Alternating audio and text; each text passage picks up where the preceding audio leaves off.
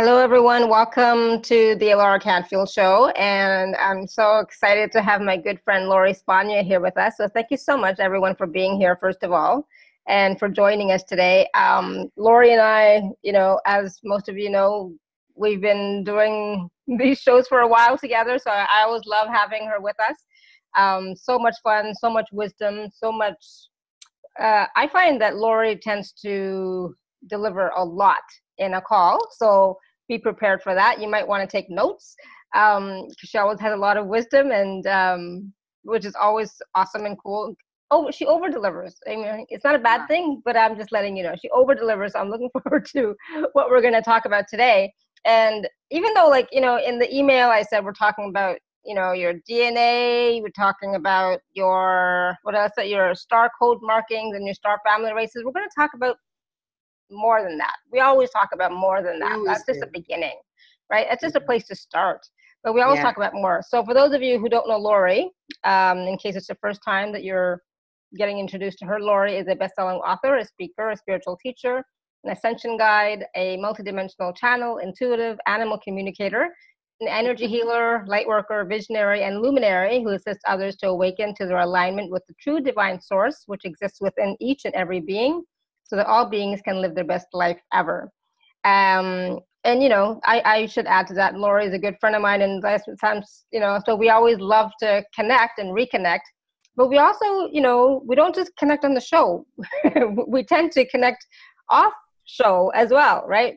And so I always value Lori's advice, Lori's points of view, and, she always brings something to me and to you, the listeners, something new and something fresh and something a totally different perspective. And I always learn something new. So I'm so excited that we're going to be talking about not just, DNA, star code markings, and your star family races, but we're also going to be talking about whatever it is that you want to talk about. So we will be taking some live Q&A. So that also brings up new conversations, and we never know where that's going to go. So Lori, welcome to the show. Thank you, Alara. Yay.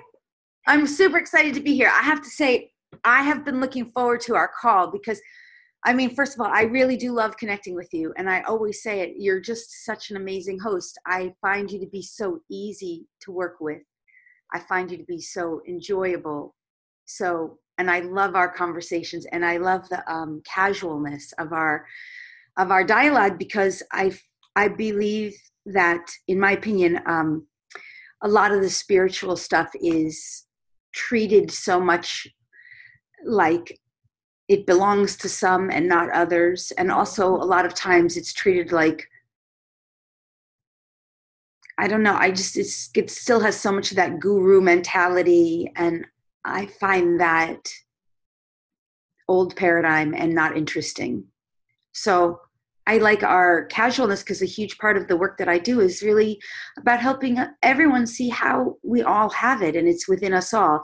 That doesn't mean to take it for granted or to treat it without respect and honor and gratitude and reverence. It just means, I think that's one of the things that's really nice, is just the casual way we get to really see it as everyday life. So I love our conversations because it's that it's fun, it's playful, and it's Thank you, me too. And, it's not serious, and it's not something outside of ourselves or something that we can't reach, far out there for everybody else and not us. No, this is all within us. And the teachings and the wisdom that you bring forth based on the conversation that we have, it's always something practical and pragmatic, right? That we can use in our day-to-day lives.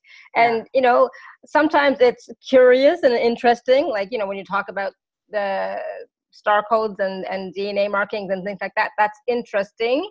But then how do we use that and integrate that into our day-to-day lives? How do we use that to move forward on our path, or just have, open up more new ways of thinking and new ways of being, right? Yeah. Well, and that is what I love, because to me, a lot of the stuff, it's still so esoteric. I don't think that people really, especially people who aren't as into this kind of, esoteric, spiritual, woo-woo stuff, they don't really understand how much it helps all areas of our lives, how much it transforms our lives and the way we live and the way we experience life. And I think that's one of the things I like so much, because I have access to these unknown realms that are so really out there. And yet I feel like that's one of my gifts, is that I can take it and translate it in ways that make sense to our everyday living and the way we live, and help us to apply it so that we have lives. So for ourselves and our animals too. And, for some of you, this may be new, talking about star races and star families and like, what do you mean? Because if you would have 10 years ago, maybe 15 years ago now, time goes by so fast, it's hard to know. I didn't know anything about star families. I didn't know anything about the Pleiadians or the Sirians or the Andromeda. I didn't, no idea, no clue, until somebody said to me in a psychic reading, oh, there's 2 Pleiadians here watching you. It's like, what? Who? What does that mean? But that was about 50, maybe 20 years ago now, right? It's I lose track of time. But so this may be something brand new for you. And so if it is, just be open to it, right? Just be open to it and just take what resonates with you right now, and whatever doesn't, say, all right, maybe later, right?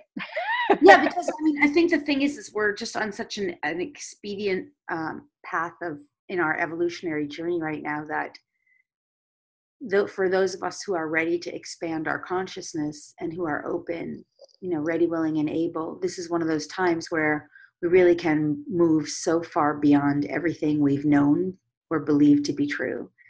And it does require, the hardest, I think, obstacle is for us to get over our own disbelief, our own doubt, our own parts of us that have been so wired, trained, programmed, and brainwashed to think that this stuff is ridiculous. And that's not real. That's that's the hardest part. And the other big jump of it is, it's one thing to learn about it. It's another thing to start doing the inner transformation, working with energy and consciousness within ourselves to experience it. And then when you experience it personally, you're no longer doing what we call spiritual bypassing. Spiritual bypassing is when we sort of learn about it through our left brain. We use our analytical brain to decide if it's true or analyze, but we never really do the application of the inner work. And that's the challenge part, because it's not easy. That part's not easy. But even with the vast majority of humanity, they're still coming at this kind of work like take a pill. Give me a pill, give me an activation, give me a healing, give me a clearing, and make it all better in 10 seconds. And that doesn't really work. It'll work to the degree that it's possible, but it will not resolve it all in 10 seconds. You'll still have to go to some other layer or level or aspect, and ultimately, it's a process. Absolutely. And I'm so glad you mentioned that, because believe it or not, I was thinking this earlier. And so for everybody, please forgive me, but I have to say this. It's like, part of me is like, I had a show yesterday, right? Live show yesterday with Maria Martinez. I couldn't do it on Tuesday because I was really not well. So I did it yesterday, which was fine.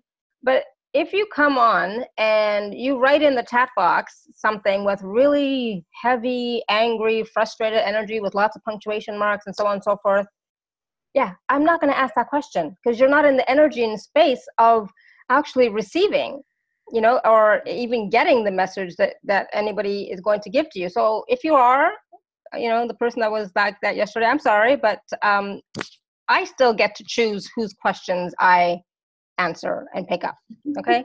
So, and no, so please be kind. This is a free call. All right. A free call. We're both here. Lori and I are being of service freely. There's no expectations. So please be kind to us too, that when you are writing into the chat box, or to me personally, or if you have a question, please be kind. All right. So, because I'm not going to. I am so sorry if somebody wasn't very kind to you yesterday, Alara, because, I don't know what it is, but people don't realize, as we do this work, we become more and more sensitive, and we also become less and less tolerant. So they were frustrated, I get it. Just one second. I'll just Yeah. say they were frustrated because of how their life is going and what Right. they're experiencing and things not working out and so on and so forth. I get that, but you're not going to get a quick fix in 10 seconds. You know, Yes. so Yeah. if that's what you're expecting, I'm sorry. I apologize ahead of time. You know, that we can't solve all your problems in a 10-second question answer. Yeah. Well, that's a form of spiritual bypassing too, because the way the transformation takes place is you actually have to do the work and you actually have to be committed to it. And I mean, you have to really stick with it. I have a one-on-one client I was talking with today, and she was really noticing a lot of her progress that she had made. And I was just so happy for her. When you really come out the other side of a shadow thing that you've worked on, that's really, excruciating pain where we face our own darkest parts of ourselves, a part of us that feels unlovable or unworthy or uncared for or whatever it is. And you go through the pain of it with the intention of clearing it. But it's not like, it's like sometimes you get a cold, a virus, and after a week you feel better, Okay, well, there's aspects of that in this work. And, when you come out the other side, it is a celebration, but it's not a pill. So the point that I was going to make was that in this case, I'm acknowledging private session work people who do weekly work and are dedicated to their journey, and people who are, leading telesummits and doing the spiritual work, spiritual teachers and healers and channelers. We're doing that work. We become very sensitive and we're dedicating ourselves to this work. We know that it doesn't get done overnight. And so, we put these calls together because we want to be of service. But at the same time, we know it's a free call. If you just want to do a spiritual bypassing and just take what you can get and then think you can take energy, sort of leave, and then not really do the inner work, you can only get whatever you can get. This is deep work we're talking about. And it requires, not for the faint of heart. It's not for people who just want to go and manifest their Rolls Royce. Not that there's anything wrong with that. And it doesn't always happen that easily either. People don't see all the work that they did beforehand, before they actually manifested that Rolls Royce. Not that there's anything wrong with manifesting a Rolls Royce. No, exactly. It's not just about the, cotton candy. It's a lot more than that we're talking about here. So, but when we talk about things like star code markings and accessing your DNA, it's because we've gone so deep. We have done so much inner work that now we're getting to stuff that's completely unknown to humanity. It's unknown, star code markings. Well, I didn't even know what that was even 3 years ago. And I've been doing DNA activations for 15 years now for people in 12 or 15 or whatever it is. Yeah, you lose track of time, but I know it was when I was in Maui, I started doing them. So for myself first. So look, this stuff that we're going to get into today is so out there, but the reason we're able to communicate it, talk about it, and translate is because of years of inner work. And it's not just surface level stuff. If you just want surface level stuff and that's like, to me, you want to know your angels. I love that stuff too. You want to know your angels? That's awesome. Mm-hmm. But I personally have moved way past that. And I still love angels. They still show up. They show up at all my channeling sessions. They show up at all the activations, all the group calls. I love them. But it's a little 101 for me. Yeah. No, I'm not making that wrong. I'm interested in stuff that's really out there. And I like the unknown. With the star code markings and just, opening up our consciousness to even acknowledge that there is more beyond this planet, right? Number one, there's more beyond this planet. And not just that we are multidimensional beings. So we are also existing on other planets, other dimensions, other realities at the same time. And when you can connect into that, so Lori doesn't know this because I haven't told her yet, but I recently connected to another aspect of myself. I don't like to say greater, but another aspect of myself, right? And before I did that, I did not even know it existed. I didn't know she existed. Is it a she or an it or he or that? Doesn't matter, right? But part of my Oversoul collective, and it's like I didn't even know what that meant. I'll be honest. When I first experienced it, it's like I don't even know what an Oversoul is. I should know. I'd heard about it, but I hadn't really done any really deep research until I started, and it's like, oh, you know. So, but it's a progression, right? Yeah. There is a progressive kind of nature to it, even though it's nonlinear. Yeah, it's Yes. progressive and non-linear, but it just means that we are opening up our consciousness to more and more and more. That's the progression that Yes. I'm talking about, right? Yeah. And so this conversation today might be for some of you 101, and for some of you it might be like, I doubt it's going to be 101 for I anybody. know, right? I doubt that. I know, but just in case there's I tell you, one thing I've really come to realize is like most of the stuff that I think I share, sometimes I'm sharing too advanced. People aren't even ready for some of it. Some of it I have to reel it in because it's just. Well, today you don't have to reel it in. Just bring it. Just bring it. All right. Well, let's see. So where are we going to get? Where did we start? So yeah, so I wanted to start off by talking about,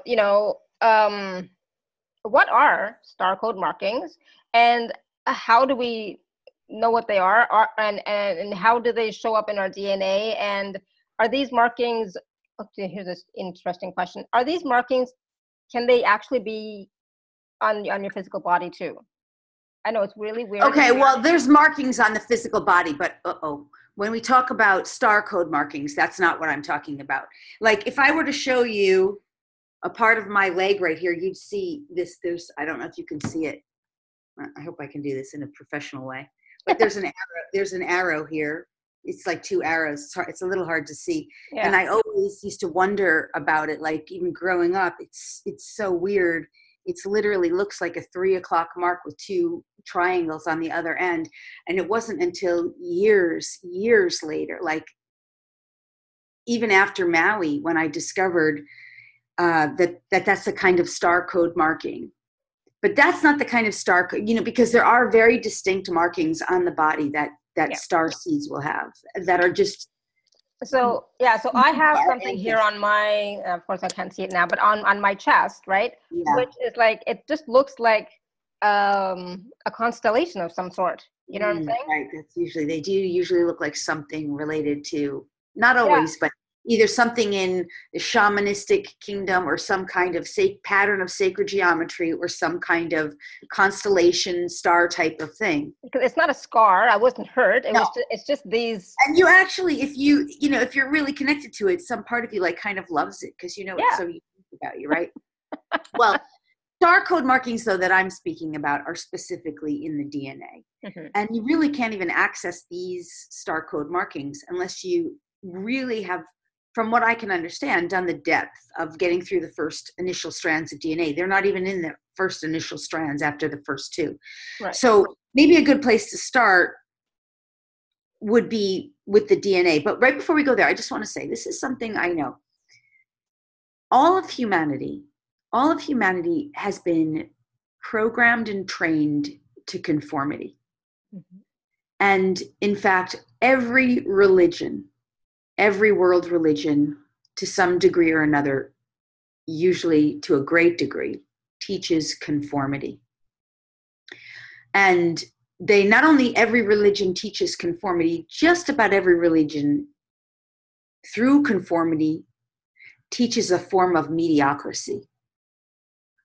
So some people who are religion-based might not agree with that, but it really is true. It's teaching conformity and mediocrity. And what I've learned as just as a philosopher, as a human being who teaches and, Sagittarian nature, is that deep within every human being is a quest, a desire so deep that is unfulfilled, that is craving, starving for some kind of uniqueness. And yes, there's nothing wrong with conformity because we need that too, to a certain degree. I mean, we do need some form of conformity to fit in, to belong, to be included, etc. But we need so badly the uniqueness that we've been desperately hungering, thirsting for, and that has been so deprived from humanity in our programming, because again, religion, school, it's all teaching conformity, especially religion. And the thing that's amazing about star code markings is, our uniqueness can be found in a thumbprint. Well, you also have star code markings very deep embedded in your DNA that is unique to you as a thumbprint is to you.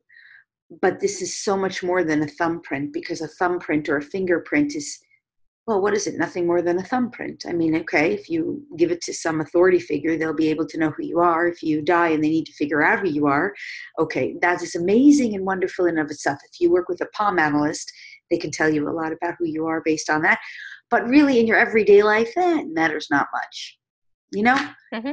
But your unique star code markings, it matters a lot. It matters so much, because when you access that point of your unique markings, the part of you that is buried so deep, that's been longing to matter, that made us physical matter. But it's non-matter. It's not non-matter. It's non-physical, but it is physical. It's where you realize how much you matter. But even beyond that, it's where you come into alignment with that part of you that just really, so wholly and completely, absolutely loves and adores yourself.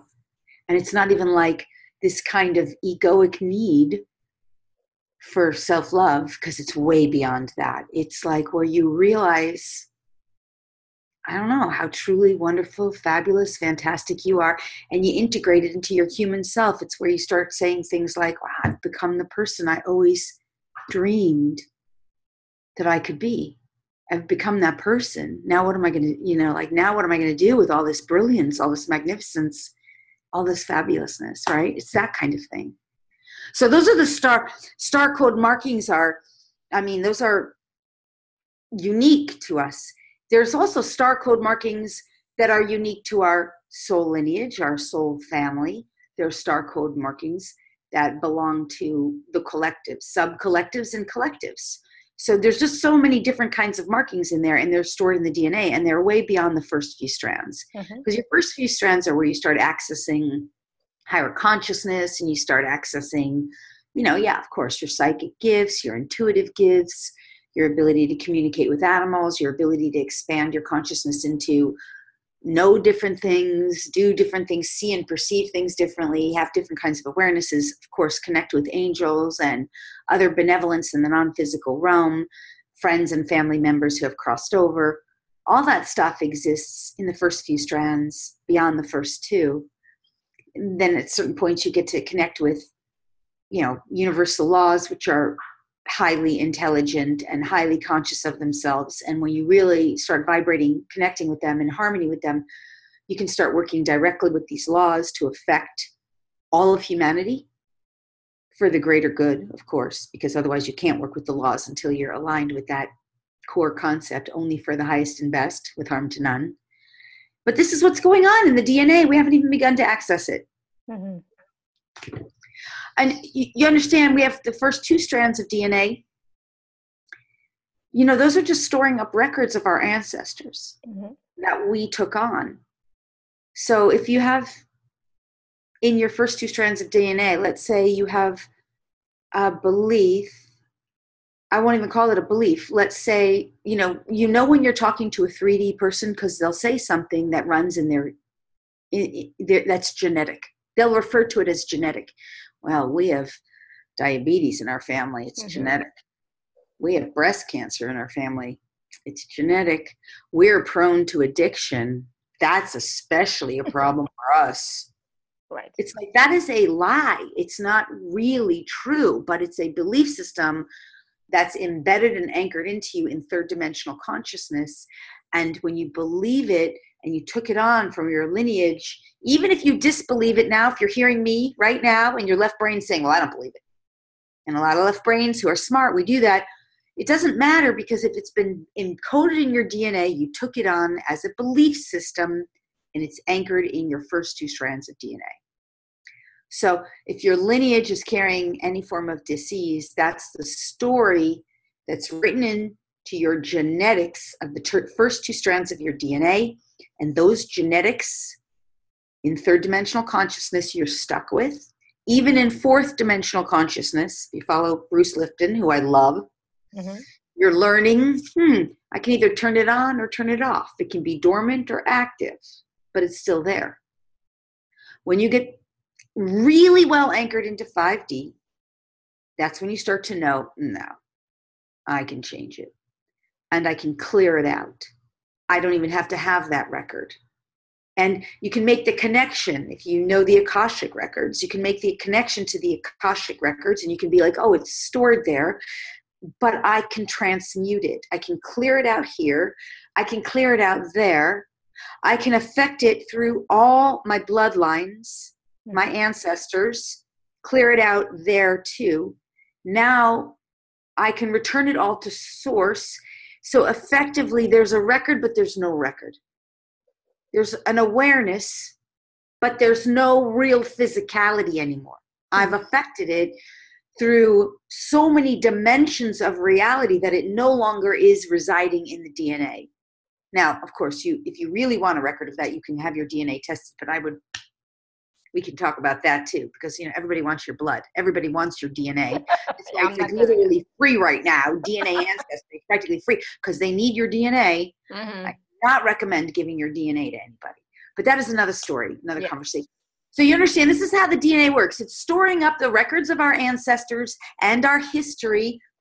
The first two strands of DNA store a code of that. And in third dimensional consciousness, we refer to that as your genetics. In fifth dimensional consciousness, those of us who are working at this level, we start going in there very specifically to find what's not serving and to clear it out. Now, that's only the first two strands. So we also know there's at least 10 more strands that are storing up all of our greatest gifts and potentials and our ability to access at least 12 dimensions of consciousness, each strand corresponding to a dimension of consciousness. And yeah, it's really fun to learn about this through the left brain, but you cannot spiritual bypass this stuff because it just means nothing unless you actually start working with it and going in there. And when we get into the deeper layers and the more intricate aspects, that's when we start to uncover these star code markings that we've referred to. Make sense? It does. Absolutely. And so much information all once, too fast? No. Because that's like a lot of stuff right there. That could be a whole course. No, it is a lot of stuff. And that's the thing. It's like, it's really interesting that these markings, they can be found in the DNA, and we can delete them if we want. But what else? So some of these ones for the star codes and the star races and the star families, those markings are in our DNA as well, right? Not just the genetic stuff about diabetes and cancer. Yeah, those are just the first two strands. Your genetics and stuff is your first two strands of DNA. So yeah, I mean, it's definitely, you can absolutely find out who your star families are. Almost, in my opinion, every human, just like the United States, we're all a melting pot in the United States. So is true of our DNA. Our DNA has markings from every star race known to us and some unknown. However, most humans will immediately resonate when they start waking up with, Palladians and Sirians, because they tend to be like our closest neighbors. Palladians, the seven sisters, the seven stars, which is way more than seven stars actually, but that's what we left brain, that's what we know it as. And then the Sirius A, Sirius B constellation that are two side-by-side planets. Those of us who work with these planets, we know Sirius B is known as the dog star. It's not an accident that it's called the dog star. Dogs actually are gods in bodies from Sirius B. Whales and dolphins are also from the Sirius constellation. But that might sound foreign to a third dimensional consciousness person. What, she thinks whales are from another planet? She's saying dolphins are from another planet. Like, what? This chick's crazy. But if you're in 5D, and if you've been listening to this, you start to realize, because somewhere within your DNA, because you have Syrian DNA and you have Palladian DNA. And so when you start hearing this and you start vibing with it, that part of you that's really coming into alignment with those higher truths starts to just know it. You don't really question it anymore. You question it if you're still in 3D. It sounds wackadoodle. Mm-hmm.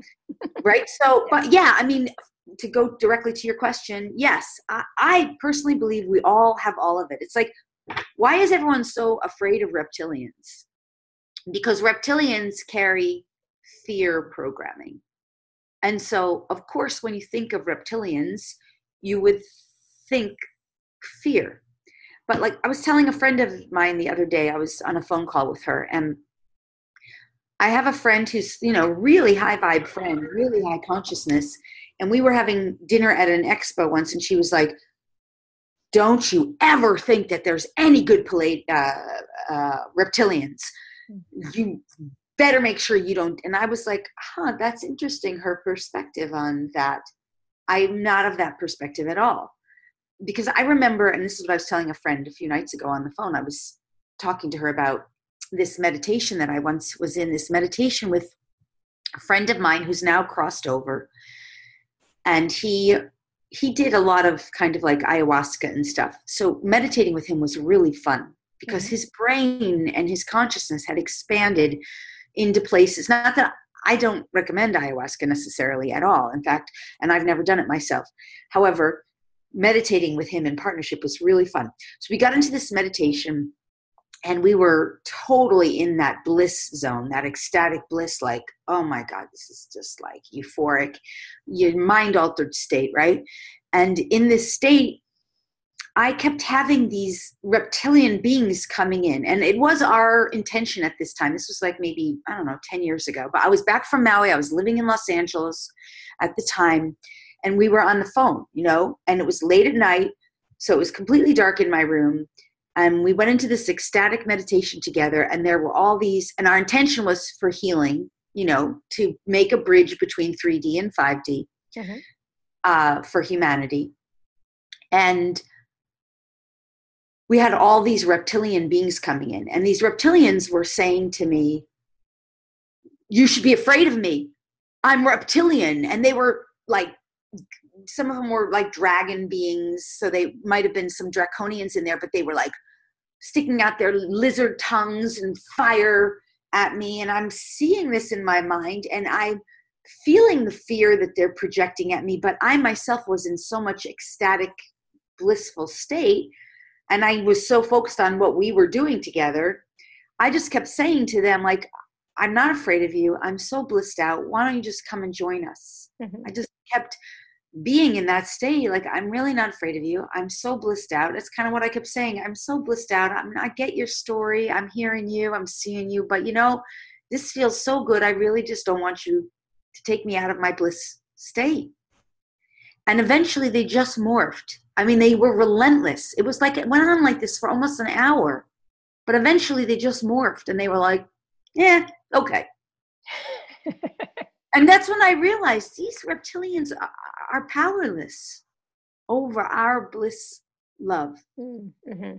It's like they were trying to hook me in, trying to get me. They used every tactic they could. I saw fire, I saw tongues, lizard tongues, and ropes and chains, and like they were alluring me, luring me in. And it was just like, I'm just so ecstatic. Like, I'm sorry, I just don't feel like going there. Come over here. That's awesome. They shape-shifted, right? This is what I mean. It's like, they have no power. It's just, anyway, where we were going, I went off on a tangent because I did that. But the reptilian part, that's in us too. Yeah. We're reptilian. We have a reptilian brain.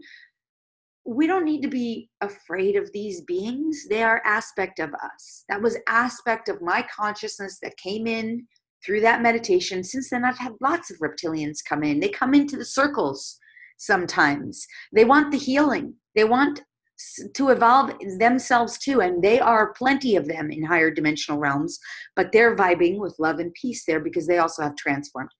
The point is, in my opinion, we have all of it in us. We have, and many others that we haven't even touched. We are Lyrian. In fact, for people who are light workers, light singers, light Light language. light language. You know, a lot of light language, not all, but so much of it comes from Lyran star system. The Lyrans are musical singers, and the Lyran light language is encoded in the DNA. So when you have people doing light language, a lot of it's coming from the Lyran star system, and it means that that particular person very likely has connected and awakened those star codes within them that connect. And even if it's not Lyran, because it's not reserved only and exclusively Lyrans, that's one of the things the Lyran system is known for, their beautiful song. Right. So, you know, we have it all as far as I'm concerned. But when you start awakening that within you and you start, you know, spontaneously singing light language, well, it's very likely that those star code markings have been activated within you, and some part of you that's connecting to that aspect of your DNA. This is why you're spontaneously singing light language, and people are like, where is this coming from? I never had it before. And then sometimes people who spontaneously initially start singing light language, they're afraid of it. I've had people like sing to me and they're like, what do I do? I'm afraid. Like, what are you afraid of? It's beautiful. What? That's maybe they're still programmed into some fear-based programming. Anyway, it's all in it. Yeah, and so we're not going to be connected, well, you know, in the greater sense, yes, we're connected to everything, but in our DNA, like I don't think you know, I don't have the light language thing going on, but, you know, sure, I might have the Pleiadian and Sirian and other DNA codes, you know, because somebody had told me and I forget now. Because in the long run, it doesn't really matter, does it? Well, let me say this. When you say you don't have the light language and the Lyran one, because I'm not speaking. I don't agree that you don't have it. I just think that perhaps it's more likely that what you're playing with right now and what you're focusing on right now is other aspects of yourself. Because, you know, ultimately, if you go to 12th, 13th dimensional consciousness, you're talking about unity with the divine source. That is all that is. Yeah. Well, so unity with divine source, that is unlimited potential, unlimited consciousness. Once you align with that, which is really, most humans are not there at all, right? But of course, these sort of sub layers of you, aspects of you, are Lyran. And you are a part of that. Yeah. So right now in your expression of that, some aspect of you is not resonating at that frequency at this now moment as you're speaking, but you are that. We all are that. So we all have all these aspects in us, and it's more like what aspects have we awakened and what aspects are we playing with? Because I've had light language spontaneously come through me. And I definitely, when I do clearings, a lot of times there's like a strange noise that's sort of, it is a light language. It's a clearing language that just comes through because it's some part of my consciousness that has learned and knows I can clear that language really fast and shift through density. So it just does it spontaneously when I'm doing healing. But I don't really play as much with the light language, mostly because it's not my greatest joy. But if I wanted to, I know I could find it, activate it, play with it within me. I know it's already accessible to me. So anyway, I think we all have it. And it's more like, where does the joy? Because like, even with my channeling, I don't now yet channel the way most channelers do. Like, there's some really fabulous channelers out there who are just incredible channels. And I know you have a lot of them on your show and some amazing channels, but that's what they do. That's their thing. Yeah. In many cases, that's their area of expertise. And I remember when I was starting awakening my gifts, I used to have a lot of beings come to me and be like, hey, do you want to channel me? And my earlier learning was, nah, I don't want anyone coming in through my body, using my vehicle. Because my higher consciousness knew somehow I had to develop the discernment, because I was going to play with a lot of stuff before I would let anyone channel through me or anything. Now I'm willing to channel because I've gotten to the point where I'm so discerning. I know exactly who or what that frequency is that wants to channel through. I've had beings try to come in, like you know, I like to play with the word dead people. It's not, they're not dead. Right. And sometimes I'm like, yeah, I'm not sure yet if I want you coming through, or maybe this isn't the appropriate time. So, you know, I just think that's another thing. We all have it. And since I've developed that, now I let a lot more come through. I love channeling, especially when I'm in a group, because there's so many beings and everybody wants a voice. And it's fun. But that's because I've developed my discernment. In the earlier days, I didn't have that. I wasn't ready for it, even though it was accessible to me. Yeah. So you did the work. Yeah.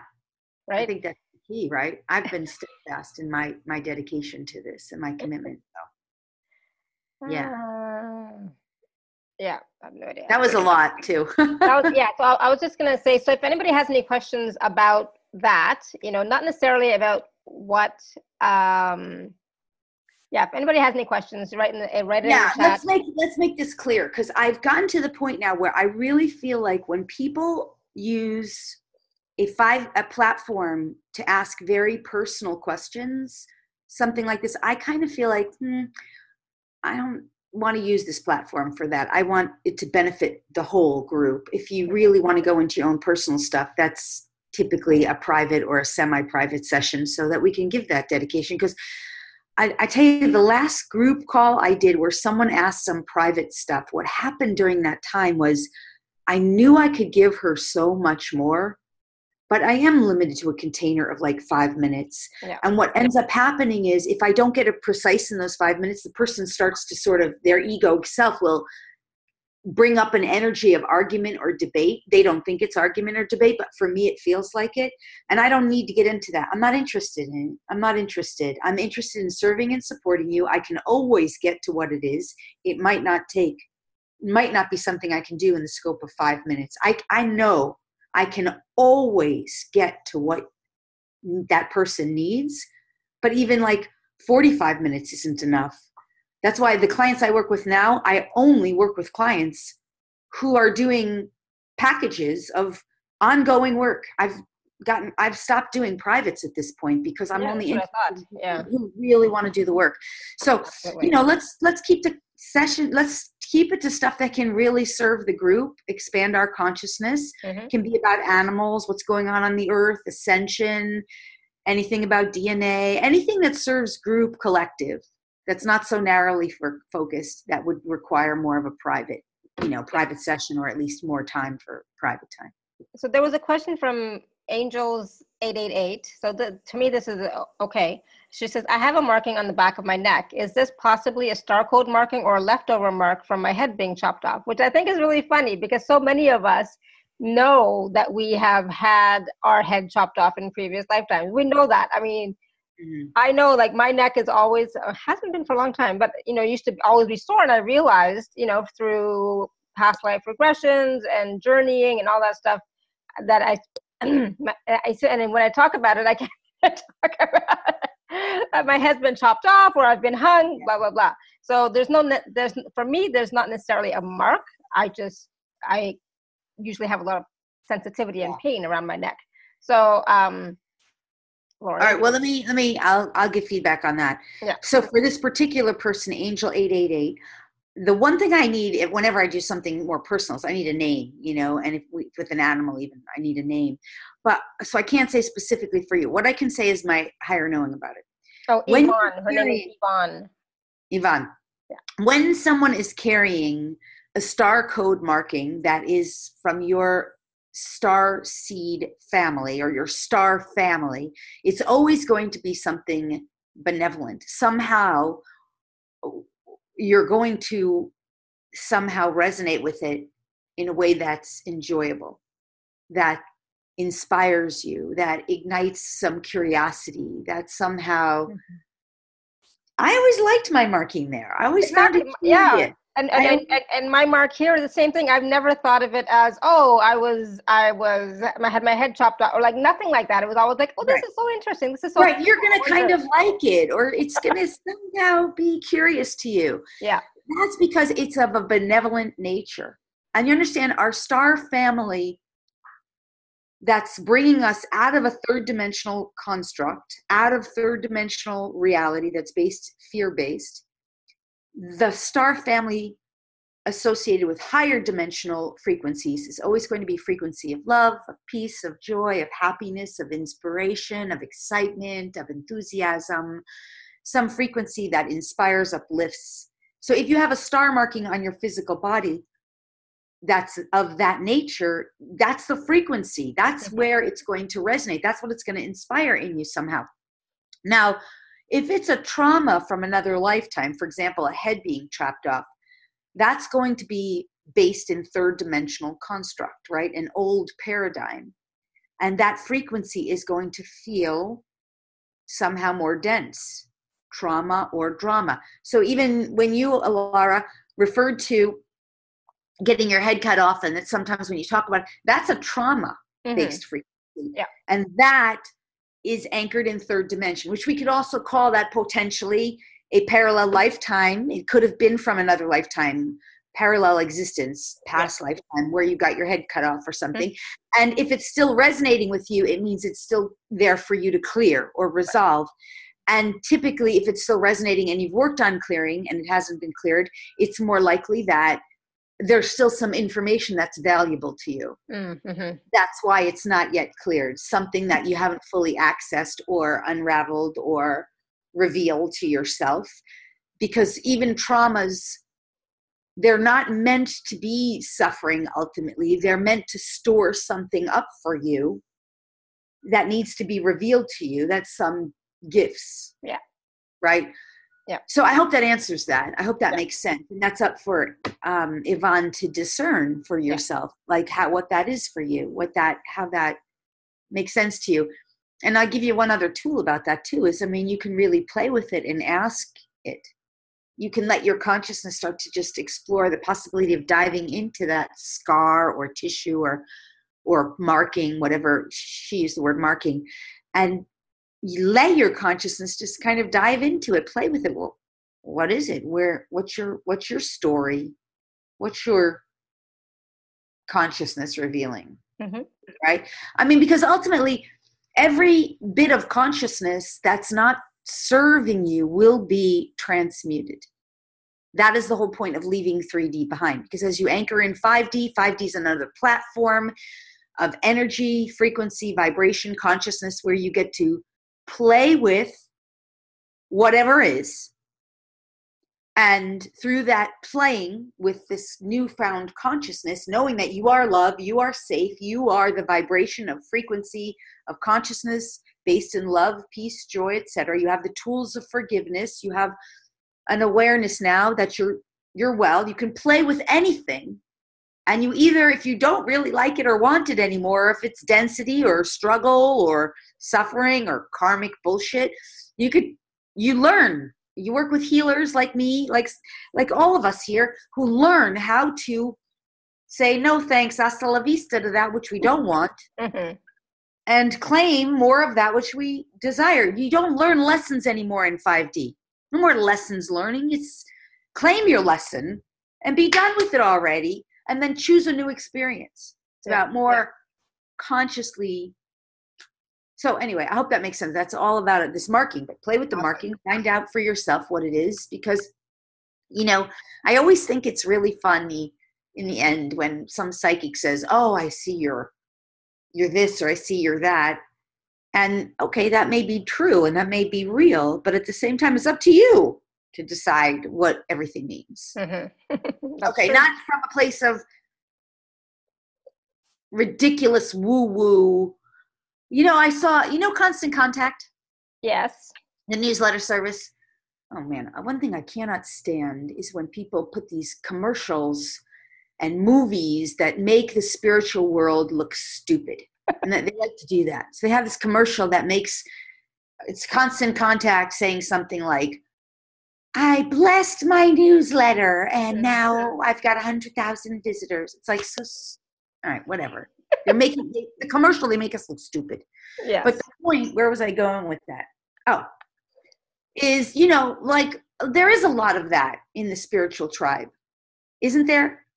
A lot of that in the spiritual tribe where we just seem so ridiculous. Oh, I see your answer. I see your spirit guide. And it's like, all right. It's fun, but it's so much more than that. It's so much more than that. And so that's what this call is about. It's opening you up to so much more. Yeah, So I so was much. going to just tell it because somebody had emailed me. I don't know if you're on the call, Dawn, but you can raise your hand to ask a question. Yeah, if you're on video, and even if you're just on the phone, I see people do it with their hands raised. I don't know how to do it on the phone. I've never done it, but you can raise your hand, or you can type into the chat, or if you don't know how to do any of that, just unmute yourself. I just pressed on that chat button. That's so funny. Yeah, I love it. That's great. So I was going to go to Lynn next. She had raised her hand a while ago. So Lynn, I'm going to unmute you. Hi. Hi, Lynn. Hi, Lori. Hi, Alara. I really want to honor that, what you were saying about personal questions, and I have a list of things I'm scribbling down here. But I read something, and I can't even remember where because I read so much and so much comes into me.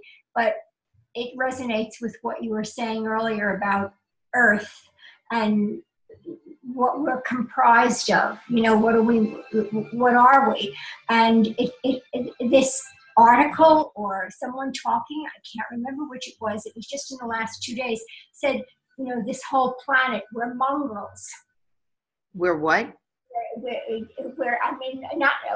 sounds terrible. I don't think they meant it terribly. They just meant that we're such a mixture of mongrels. Just a mixture of from all the planet. I would call it hybrid. I would use the word hybridized because mongrels that's much nicer. That's much nicer. Words are just words, but at the same time, they carry an energy. So I would say, I think it's more accurate to say we're a hybrid race. Mm-hmm, for sure. I'm going to cross out that mongrel because that is. I totally agree. Did you have a question, Lynn, or what? Well, about that, and you guided me to Maureen Saint Germain, who I love her from, and one thing that's really helped me that she said in her book, what is it, Coming into 5D or whatever, is I try so hard to rein Lynn, in. is there music in the background where you are? It sounds like, can we turn that off? It's very distracting. And it's really helpful too, when people question, since there's so many of us, if you could just, ask your question, because otherwise everybody's sitting waiting and they start saying, why are we spending 20 minutes? Let's get to it. Okay, I'll try to get to it. You know how hard it is for me to get to it.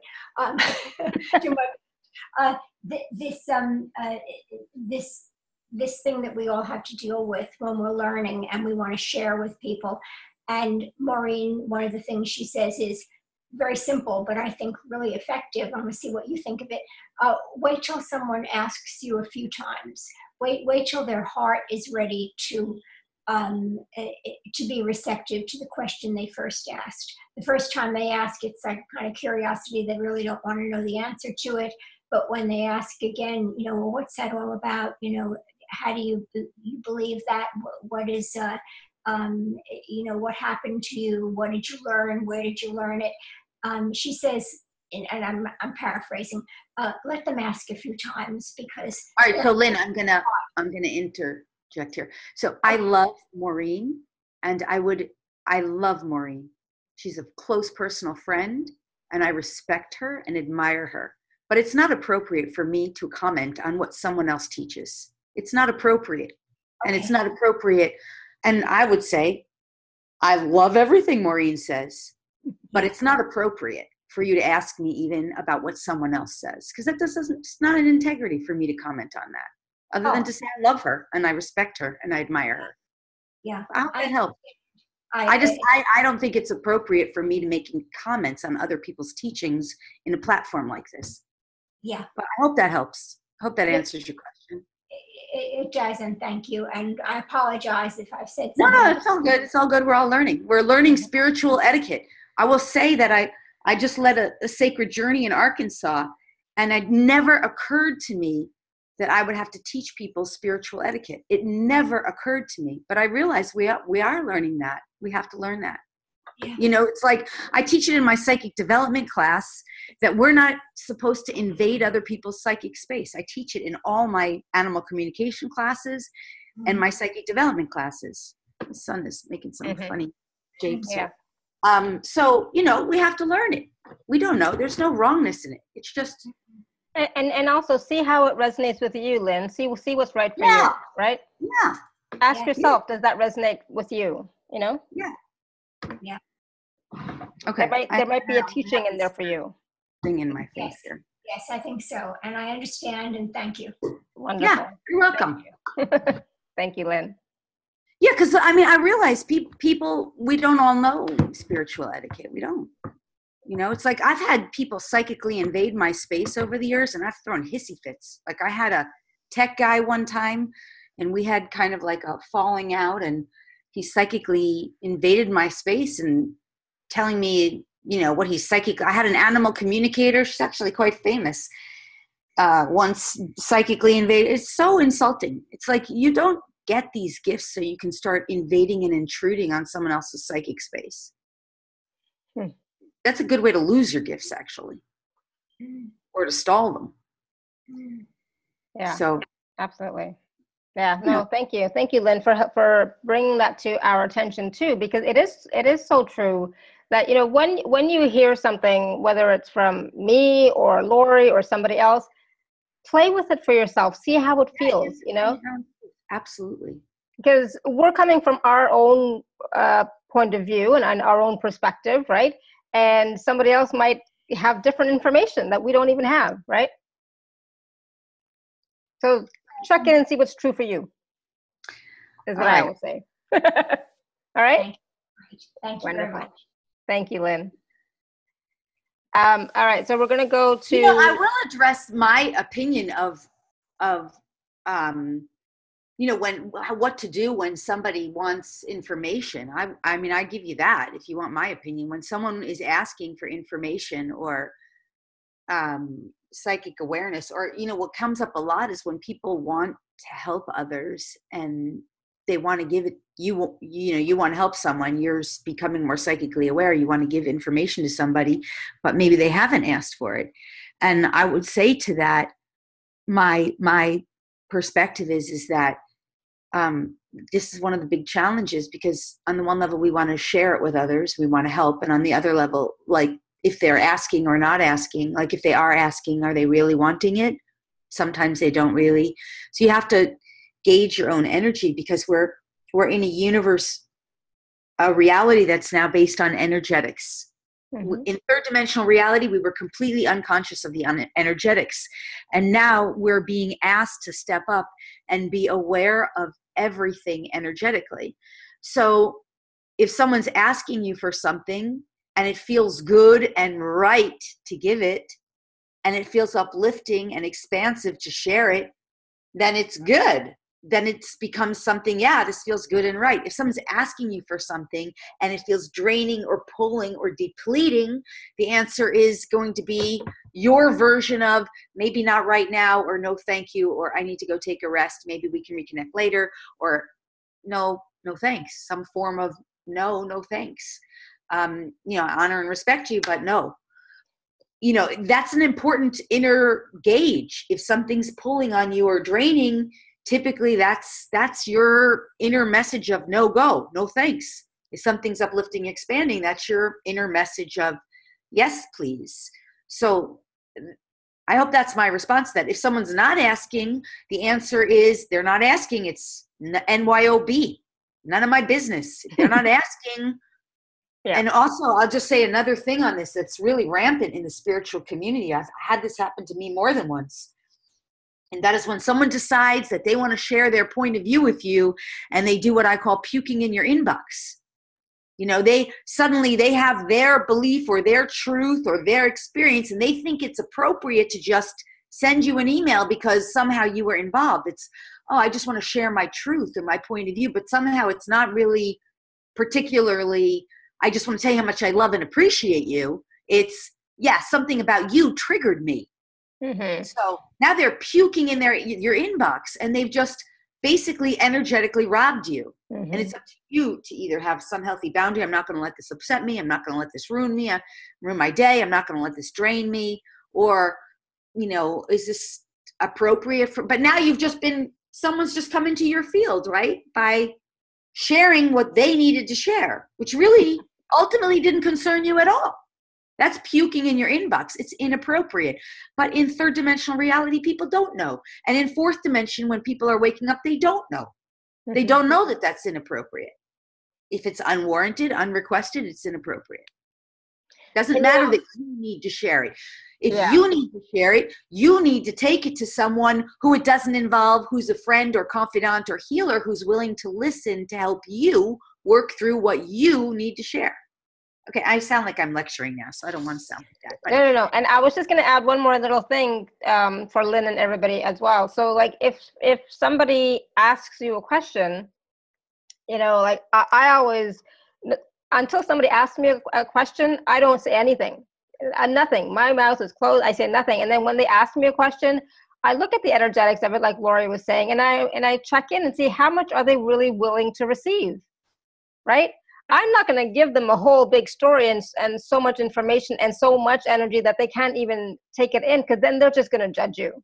They're going to reject you, and they're going to judge you, and they're going to just, And even more than judge you. I love what you're saying. You're totally right. Because personally, I could care less about judgments. I'm so far past that. I could care less who judges me and what their judgments are.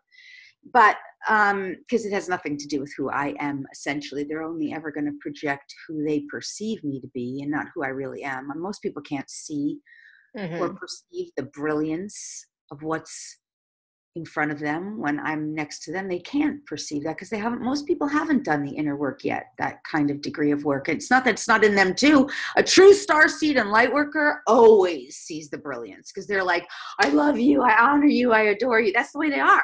Mm-hmm. But anyway, it's not about the judgment for me so much, but it is about energy. I mean, you have unlimited energy in terms of your connection and access with source, infinite, all that is. And yet you as a human in your human existence, we are all dealing with energetics, reserves, replenishment. And so if somebody's asking you for something and it becomes a drain on you or a depletion of you because you're overgiving and they're not quite ready, or they're not honoring it, or they're not respecting it, or they're not appreciating it, or they're not valuing it, or they're taking you for granted. Or I've had a lot of this in my life. All they do is take. And I've had a lot of people in my life like that, especially in the last year. I've had to cut out of my life. A friend that I had for the past year, I had to look at that friendship at my birthday when I realized this year has been all taking, no giving back. And on the one day she could have given back appropriately. You have to really evaluate who you keep company with, because if it's all energetic takers, that's another factor too. Mm-hmm. So this is the game of energy. This is just how energy in our new reality. Yeah. So I mean, if they're going to judge you, that's one thing. But if they're just going to end up draining you because of their need that they're not getting from source, take, that's something to consider too. Anyway. All right. Awesome. So just as a follow-up to that, there's a comment from someone. I don't know your name. I'm sorry. It just says Galaxy J7 Sky Pro.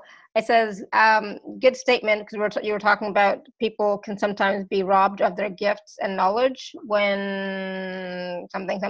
So how do you suggest one prevent that? How do you suggest one prevent being robbed of your gifts and knowledge or being stalled in this type of scenario?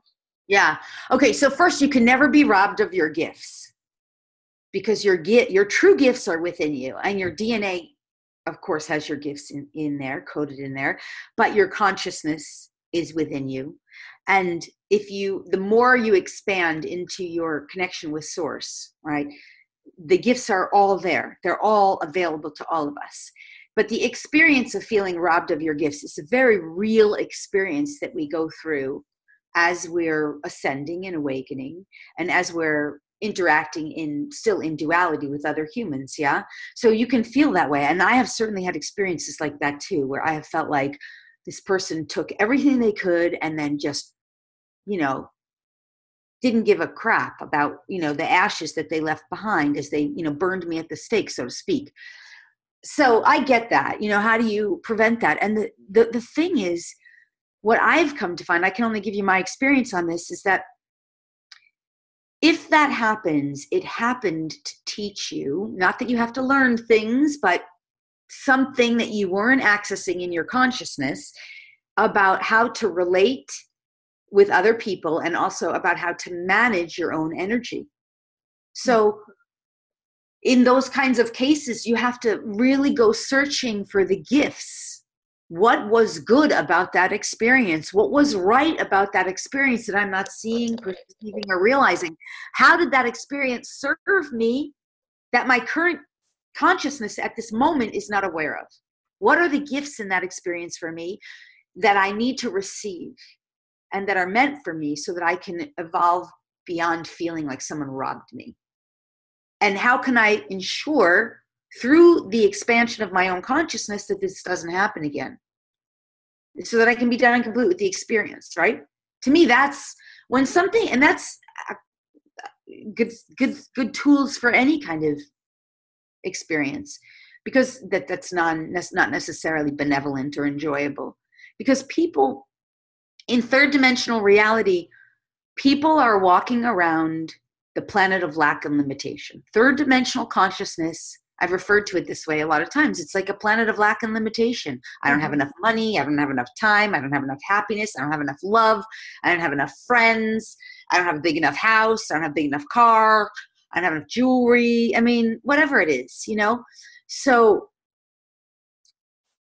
that's the planet of lack and limitation. And in that frequency, you're always going to be looking for what you can get from somebody else outside of you.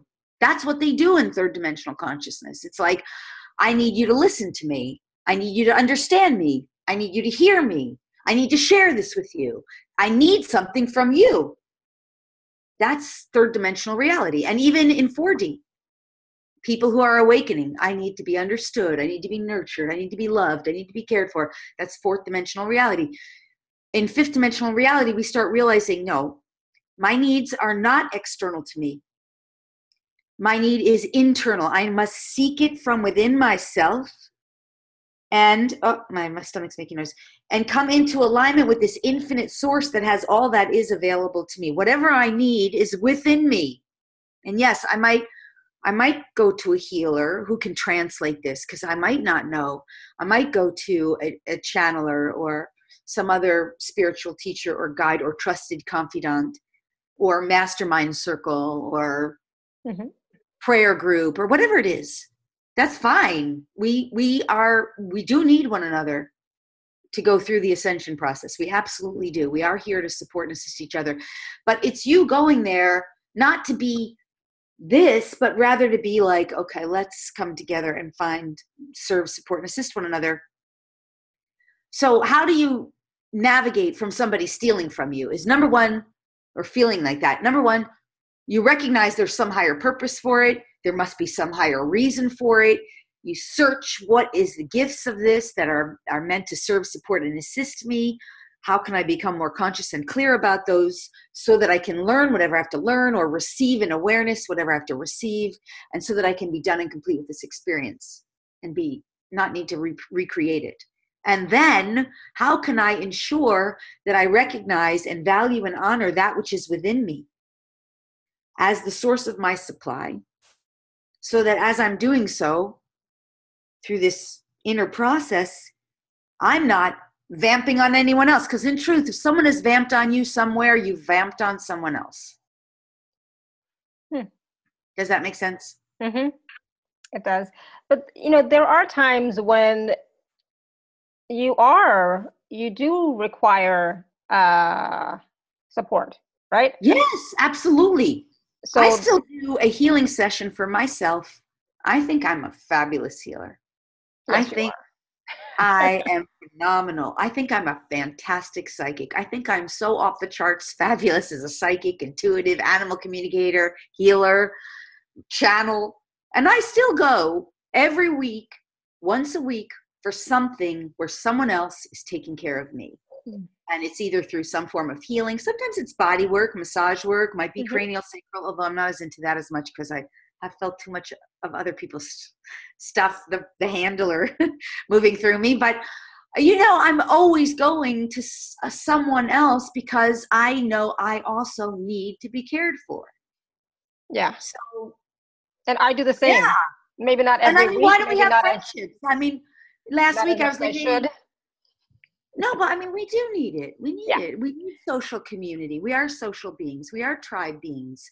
Yeah. It's just we're not meant to think that our needs are in the 5D reality.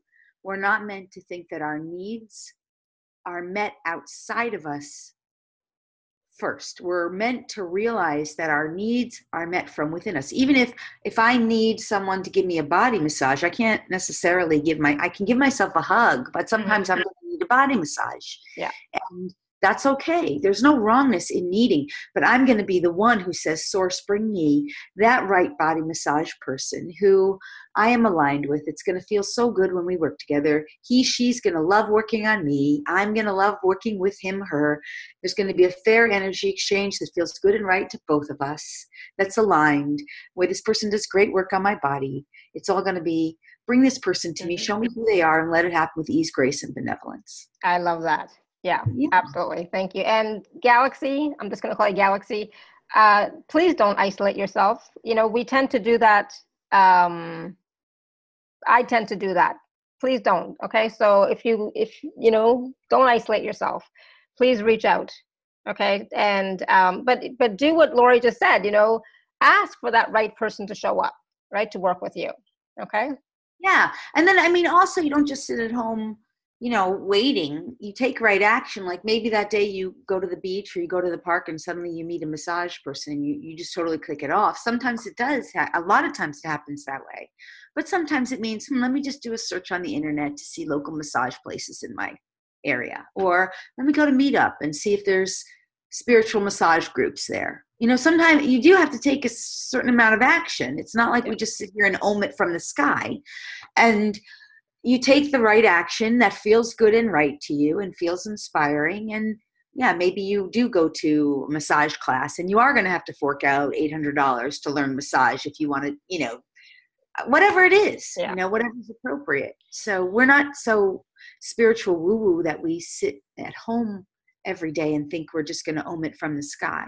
So to be totally transparent, a couple of months ago, I was going through a difficult time and I didn't reach out until it was almost too late. Then I did reach out. So, today I made a point of contacting some of my friends that I actually saw in Canada and the US while I was there to connect with them again, to talk to them again. Not necessarily because I need healing or anything, but just to keep the connection going and strong. And so that I don't go back into my habit of withdrawing. So I'm isolating myself because that's a pattern. I do that. It's like if something's going on, I'm going to go within and not let anybody else support me or even let anyone know that there's anything going on. Right. Yeah. So, so I'm reaching out, not necessarily pulling or dragging, but because there's nothing going on, I'm fine. But I'm just reaching out so that we don't lose our connection because, I'm thinking of them. And so, sometimes, we just need that. We need that connection with other people, not necessarily for. Laura, I love you. I wish you reached out to me. I will, Lori. I just thank you. Love to your heart center. I will. Thank you. Because a true friend is someone I think it's so important to have. I don't need a lot of friends. I don't need a lot of true friends. Yeah. But a true friend is someone you can call up and spill your guts to, and you're not going to feel like you're not going to feel like you're somehow spiritually condescended to or spiritually judged as how come she's not. That's the biggest joke, right? She should have it all together. Why does she need help? Why is she struggling? Why is she going through this? blah, Oh, blah, that blah. drives me crazy. You have that a lot in the spiritual community, that you're somehow not supposed to have hardship, or you're supposed to have transcended that. And nothing could be further than the truth, because those of us, I believe, who have some of the greatest gifts have gone through some of the most difficult, challenging hardships internally, because of, all different reasons, Mm-hmm. but because we're really working through shadow stuff. And a lot of times we're doing it for the collective. That's a nice excuse, but it is true. Yeah. Because sometimes people use that too much of an excuse not to own their own shadow stuff.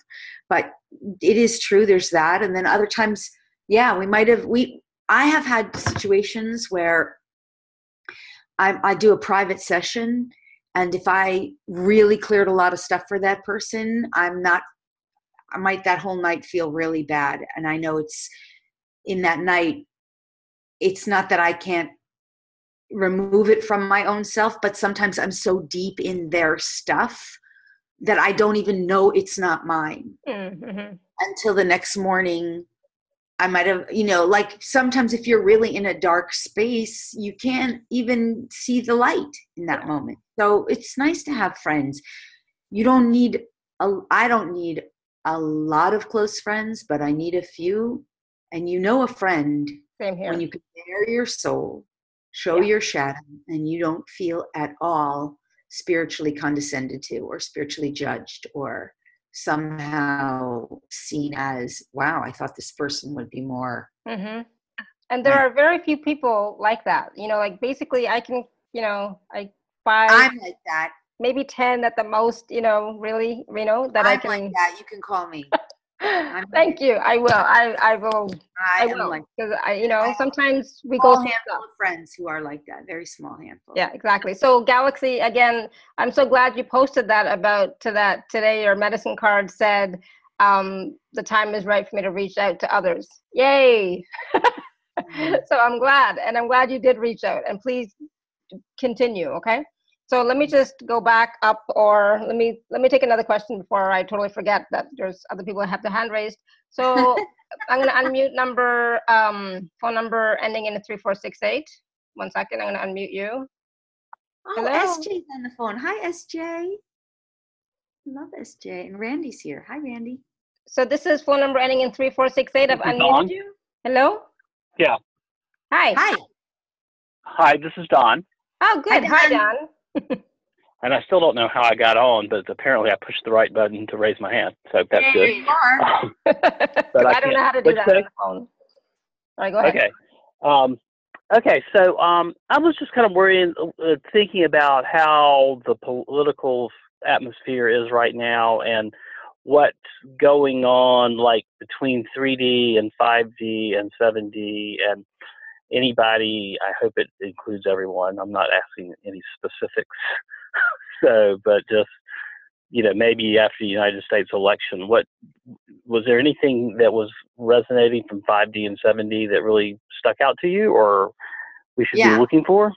Let's say this first. Understand that I'll make one comment about Trump, and then I want to move on, because this is not about Trump, what I really want to say and what's coming through. But I'll just say one thing about Trump. Understand that Trump is nothing more. He is more, but nothing more. Most importantly is the word to say. Most importantly, he is simply a tower to hold a space holder between an old system and a new system that hasn't fully anchored yet. Yeah, I mean, the new system is anchored. The new system is based in the 5D. It's held in the crystals, in the crystalline consciousness, in the grid that's buried in the earth, the inner grid. But Trump is the placeholder, in a sense, because there's other political candidates, but he's just the most famous one. The United States is very famous, and we're in the United States mostly, so we're speaking of that. He is, of all the politicians we've had, like him, hate him, he is the least corrupt of all politicians we've had in political president office, except for maybe JFK, but he was really corrupt too. That's another story. The point I'm making here is we're shifting from an old paradigm of politics to a new paradigm of politics, because Don, you asked about politics and political arena. And this person is simply a space holder from that perspective. Now, let's get this. The reason there's such a big push to vote, the reason there has always been a big push to vote, and now even more, is because as people are unplugging from third dimensional paradigm, the voting system is collapsing because we know it's completely corrupted. And we know that voting is a brainwashing tactic to make people believe that they're free and that they have a say. And it's all brainwashing. It's not really true, right? Now, we also know that when we're dealing with fifth dimension and beyond, that the quantum field of intelligence never disregards your vote.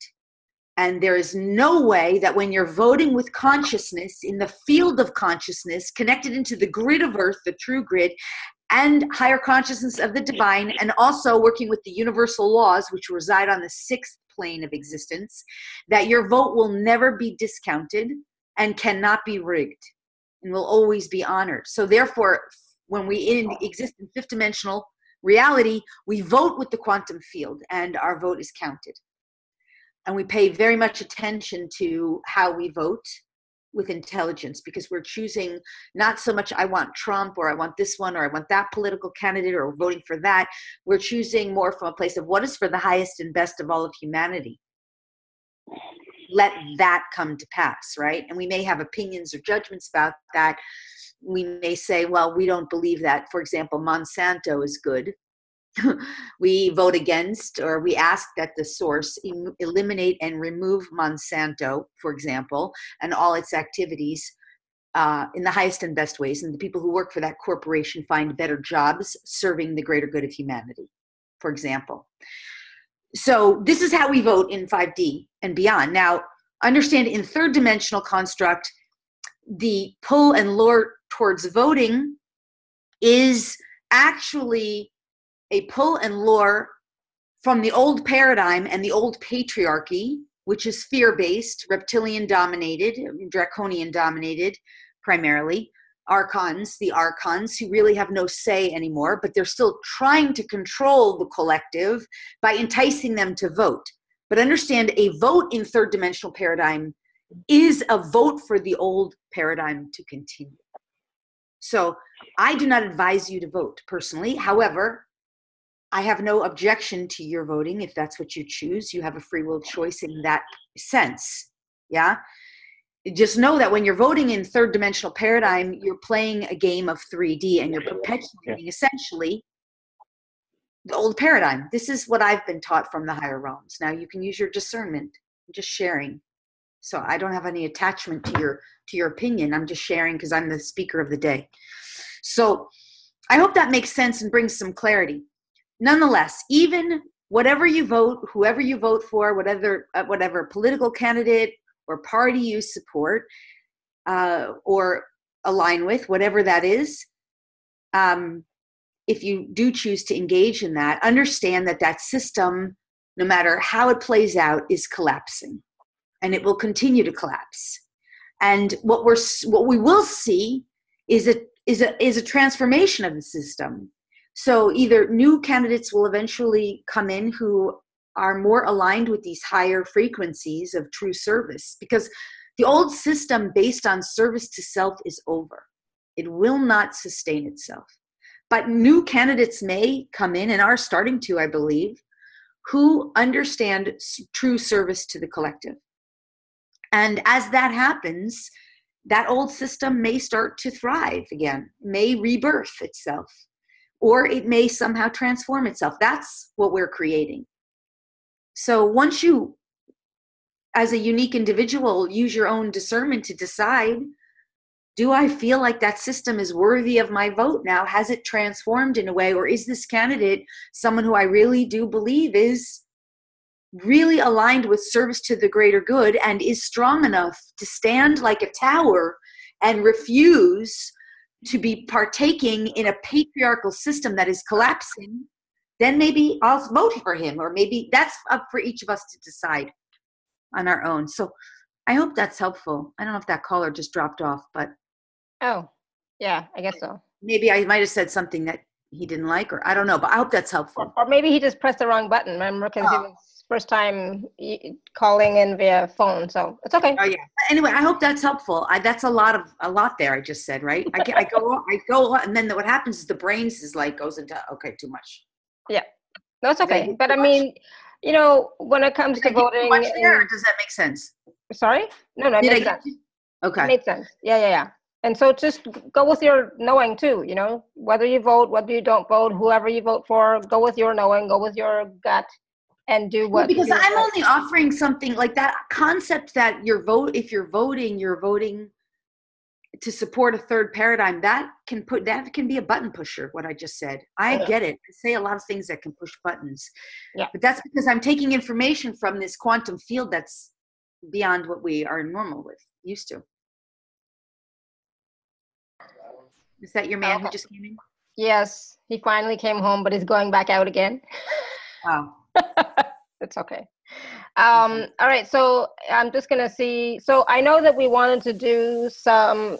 I'll see if there's other questions from above, if I can find them again. So if there's somebody, Lynn had a question about light worker etiquette and customer service issues.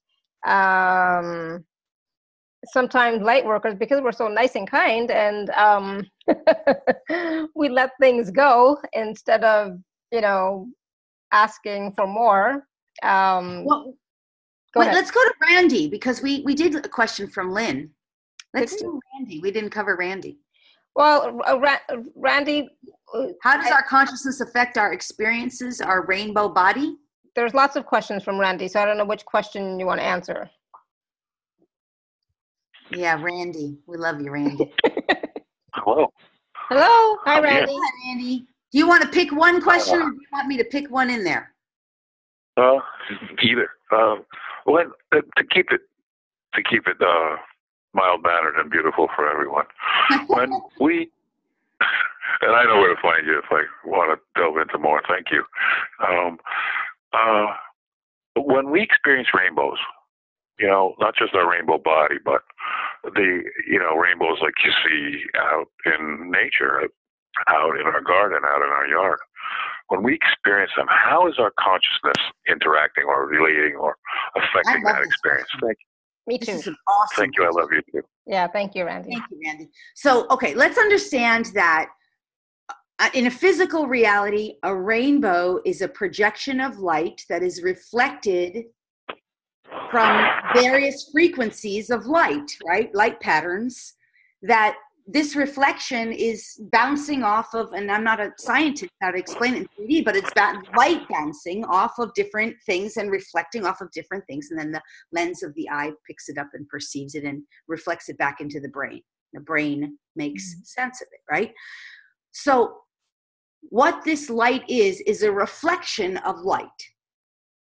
It's reflecting in the reality, in the physical world, and we take it in and we experience it. Now, if we take that rainbow light in and all that reflection in and receive it into the body is now energetically harmonizing with that light.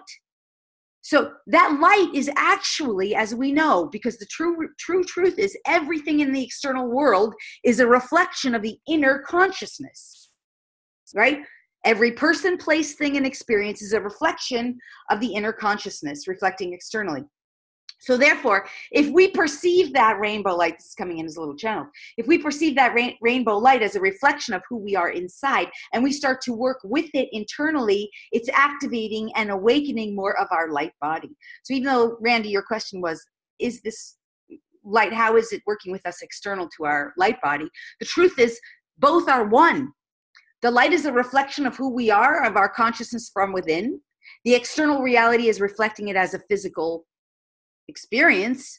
And then if we take it in more, this is so important, working with the light, because it's morphing our light body, our physical form that's carbon based is transmuting into crystalline base. How does that happen?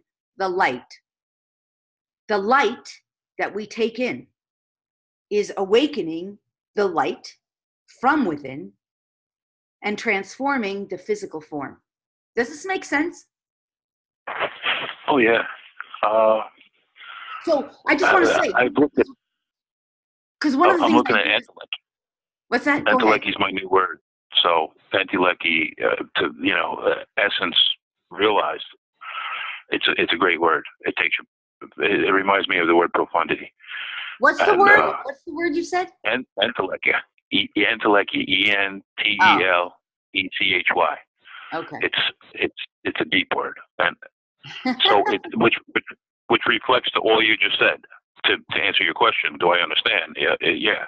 It takes us into oneness with all it is, and being able to accept or realize that potential. Yeah.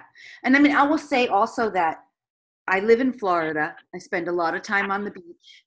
I spend a lot of time working with the sun. I've been getting into like sun gazing and breathing in sunlight as a form of nourishment as well, and just working with breath to nourish the body. So I haven't been needing as much food nourishment, because not that I want to be fully breatharian or sun gazer, but I like the idea of not needing food unless I want it, unless it's from a place of more enjoyment. Like sometimes you have to eat and you don't really like your choices, or you don't want, like, that's what so I'm working with the sun and the light.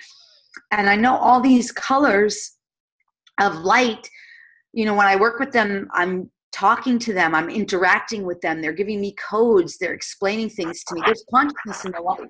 There's consciousness in all the rainbow and all the colors. And if you really work with them, I mean, for me, that's a lot of times when I do star code activations and DNA activation, not so much the straight early DNA strands, but really get into those codes.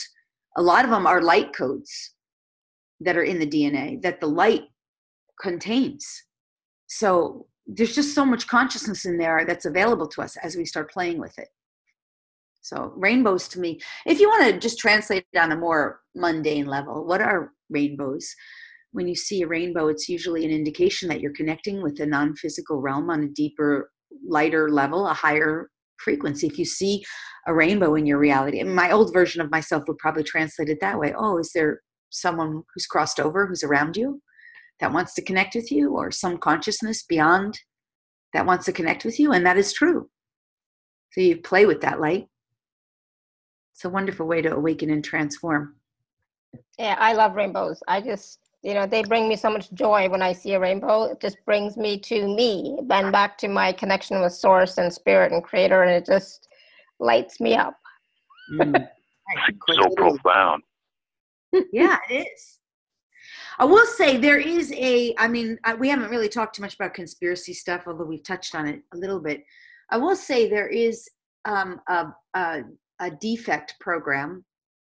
You could call it a virus or a defect program that's been inserted. We have to clear out a lot of these programs because there's a lot of negative alien programming to keep us trapped in the matrix, third dimensional reality, that needs to be cleared. And there's one about the Rainbow Bridge, which is designed to sort of lure you into death.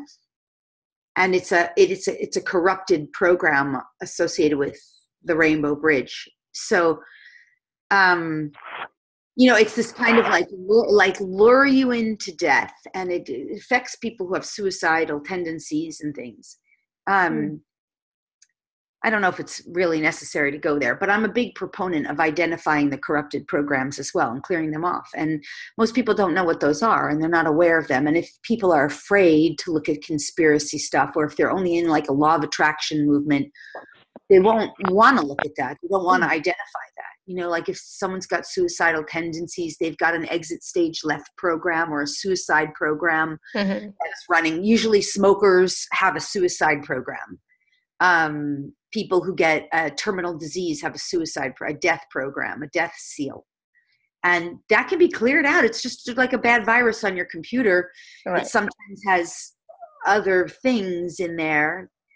And these are nothing to be afraid of. It's just when you're in 3D, you think that it's part of normal life. It's normal that people do suicide. We have suicide prevention lines and suicide hotlines and, all kinds of things to prevent suicide, but that's a normal part of life. We might say it's not normal, and it's not. But that's part of life on planet Earth in third dimensional reality. We deal with that.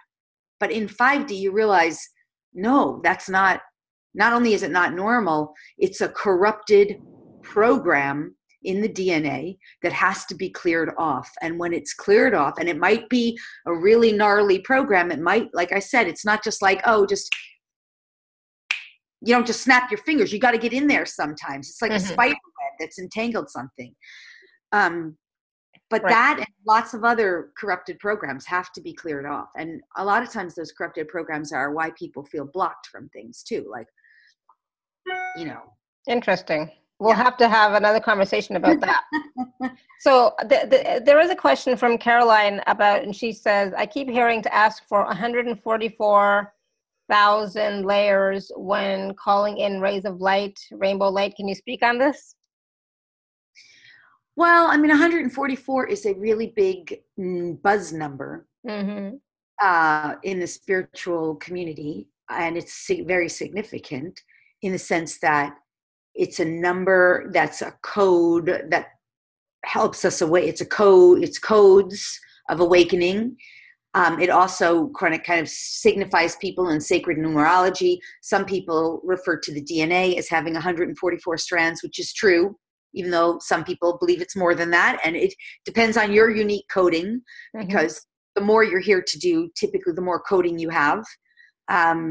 So 144 is relevant in that sense. 144 is really significant in terms of lining up the Vesica Pisces, which is a core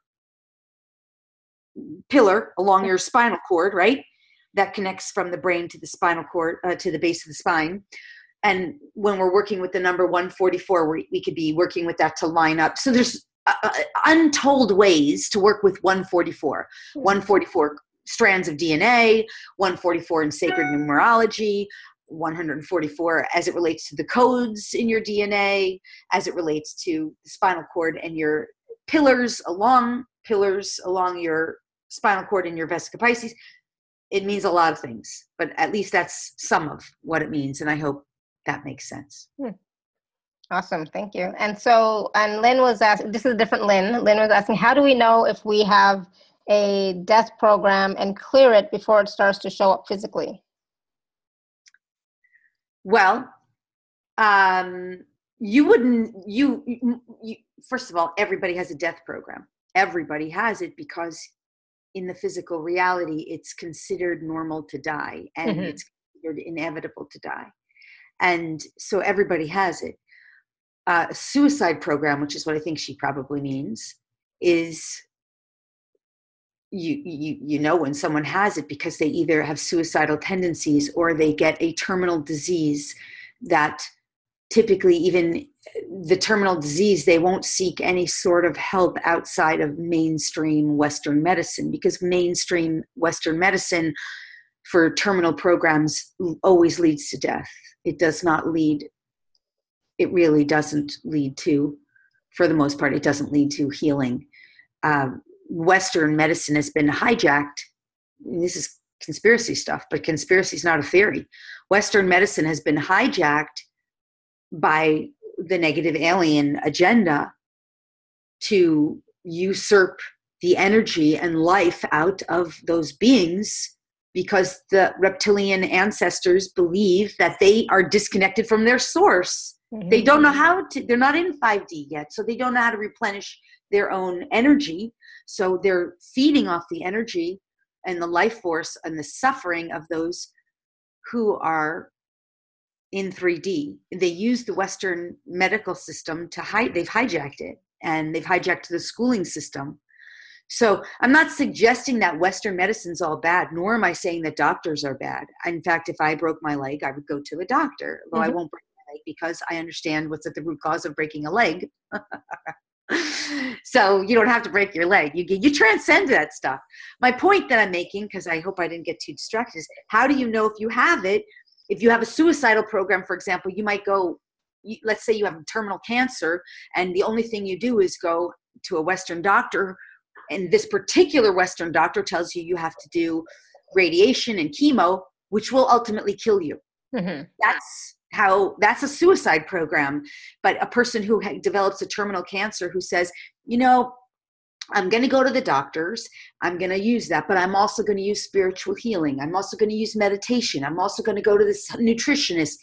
Okay, they might have a suicide program that's running, but somehow they're transcending it. And maybe some healer can identify it and clear it. You understand? So this is a complicated topic. I'm trying to address my best to address it in 5 minutes here, but it's more elaborate than we have time for. But at least hopefully that clears it, provides some kind of clarity on it, because with all of these kinds of complicated topics, they require deep exploration. Mm-hmm. And in truth, suicide programs can be cleared. But most of the time when someone has it, they're not looking for it to be cleared. Mm. Okay, good. Thank you. Yeah. And death programs are being cleared. Yeah. Oh, for sure. Yeah. Yeah. Absolutely. If you do have a terminal disease, or it doesn't necessarily mean death. There are many. It doesn't mean you're going to die. No, it doesn't. No, it doesn't at all mean that. In fact, just that you've heard this means it can be just that you heard this means it can be identified and cleared. The problem with people not being willing to look at conspiracy related stuff. I cover all this in my dark arts training class. I cover all this in my Exiting the Matrix class. We go deep into this because the problem is that if people go down an all positives route, like law of attraction, only positives, and they become unwilling to look at this stuff, now they're in a state of denial or a state of ignorance. And you cannot clear something that you're ignorant to. You cannot clear something if you don't know it's there. Yeah. So you end up carrying it and perpetuating it.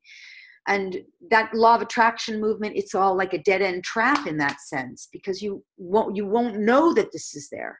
Mm-hmm. So the fact that you're hearing about it, to me, is just absolutely positive information, because with knowledge and wisdom, we can change it for the better. Absolutely. Nothing to be afraid of. It's nothing to be afraid of. It's simply consciousness saying, look, here's the solution that you couldn't find before, that you didn't even know existed. Mm-hmm. Yeah, I agree. Right. So it's an answer to prayers. How do I help suiciders? Okay, here's the answer. Just came through my consciousness in this moment. I'm not the only one who knows it. Mm-hmm. Okay. I don't know. I mean, let's not even go there. But it's good to know that there is something that can clear that. Yeah, let's just state this very clearly. This whole point of this information that's been delivered is coming for us to expand our consciousness, to find solutions to things that were never solvable before in third dimensional reality. Yeah. And so while some of them feel very upsetting, they do upset us. It's upsetting to learn about some of this stuff. And I deliver it like it's nothing, because I've worked so much. So I know that I trigger people, and I apologize if I have upset people, but the purpose is to expand consciousness so that we can find solutions to things that in the past we did not think we had solutions. If someone was prone to suicide in the past and we tried everything, I mean, people have been affected by suicide. And now if we realize that this exists and that this is something we never identified before in this example, and that it's possible to go after such a program like a virus on a computer, and that there are people out here who know how to do it. Yeah. That can change the world. So even the same thing with the medical institution. It's not that it's all bad, and there's wonderful doctors doing the best that they can. But our medical institution is going to radically transform in the coming years for the better when people become conscious of the fact that they've been giving a lot of crappy, manipulated, non-beneficial information. Now, once we become conscious of it, this is going to change our medical institutions for the better. And it's not going to take that long. It's going to radically transform our medical industries. It already has started. So please don't take it as negativity. Take it as absolutely positive transformation. I have to say, because, I have to say, if you do have a medical illness, disease, whatever, please go see your doctor. This is just advice. See your appropriate healthcare practitioner. Healthcare practitioner. Whatever Absolutely. that is for Do what you. you need to do. Take care of yourself. I would never suggest that you ignore Yeah. whatever is your proper health care. Absolutely. Always seek your So I highest. did not go to the doctor for months and months and months until now. And I finally went for my shoulder. And now it's like, I have to see what we're going to do with it, because I ignored it. So, it'll just go away. Oh, I'll just use some healing. I'm just taking on stuff from my mother, blah, blah, blah, blah, blah. I still have pain in my shoulder. So it's like, got the x-rays. Yeah, I mean, I think there's a place for doctors. I'm not at all. I mean, I am grateful to doctors. When my doctor saved my dog's life when she had a snake, she was bitten by a rattlesnake in her eye. Oh. So we went to we had Western healthcare. So I am not at all slamming that. I'm saying that this is in reform and it has been corrupted. And so use all avenues, do everything. Do everything. I have a friend, I don't think she's on the call anymore, but she had cancer, but she went to, she did more than just the medical stuff. She also did the alternative, she did healing, Reiki, and different juicing and all sorts of different tools and resources. And that's holistic care. Yeah, she holistic care. Every level. Absolutely. And so do what works for you. Okay. So, wow. I mean, let's look at the package. Yeah, let's look at the package, and then I wanted to do, Lori, after that, if we can. I just wanted to do some activations, if possible. Yeah, we'll do some kind of soul reclaiming or something. Yeah, that'll be yeah, Marsha. I was talking about you. I didn't want to say your name. Marsha's saying, "Are you referring to me?" It's like, yes, I was, but I didn't want to actually say your name out loud. Okay, so let's go. If you're on the live page, you can just click on special offer. Most of you are on the live page. If you're not, if you're on the email, just click on the email link. Yeah, and so one thing I want to point out is that when you click on the link, whether it's in the email or from the website, you're going to have to use a code to purchase. Okay, so Lori's going to talk about the package, and then the code is Awaken Now. Right, Lori? And NOW is capital. The A is capital and NOW is capital. So Awaken Now, one word. Yeah, so the code is there on the button on the live page. The code is also there on the button in the email. So you can't miss it, but just don't forget it. What's the link address that you gave them? Did you give them the link I gave you, or did you? It's hold on. I redirected it, right? But right now it'll, it's still lorispagna.com/membership. Okay. All right. So basically what this is it's an annual membership. There is well over, it's so much over. I should count up the hours of well over 100 hours of videos, audios, PDF ebooks, and even a full course on the secret energy of money and the spiritual laws of wealth, because light workers have such a big issue with that area. This full year membership has hundreds of hours, really. Hundreds of hours. It's way more than 100 of energy clearing, of meditations, of, classes and tutorials, of workshops, seminars, including things for people and animals, including topics of the Akashic records, topics of animal communication and telepathy, topics of energy, topics of DNA activations, topics of the crystals and the crystalline grid. By the way, do you know why fracking exists? Why? Because fracking is designed to upset the crystalline grid. Oh. It's not at all about gas. Oh. So they're trying to upset, they can't do anything to upset it. There's a grid, right? And there's a new grid that holds up all of the frequencies, and it gets charged by source and the Son of God, activating that grid. So fracking is designed to upset the grid so that people don't wake up and tune into this 5D grid. Nonetheless, okay. Hundreds of hours on this these topics. You want to know about chakras, and you want to know about deactivating your chakras and understand about the fifth dimensional reality, why you don't need your chakras. You want to understand how to anchor into 5D. You want to do clearings, healings. This is so radical because it's literally, there's tons of stuff on ascension. There's tons of great content on archetypical patterns. See, a lot of times people don't understand. Maybe they feel like they've done everything to clear something, and they don't understand that they've got a pattern, an archetypical pattern of an inner critic. And the inner critic is locking in the illness, and they've done everything they could to clear it, or the behavioral problem, but they haven't learned a new pattern or how to replace an archetypical pattern such as a critic, a voice of a critic. You have to know who's your inner family.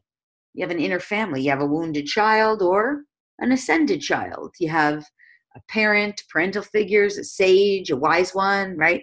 All these archetypical patterns are in us, and they're all having needs and wants and desires. You got to learn how to work with those. This whole class on that.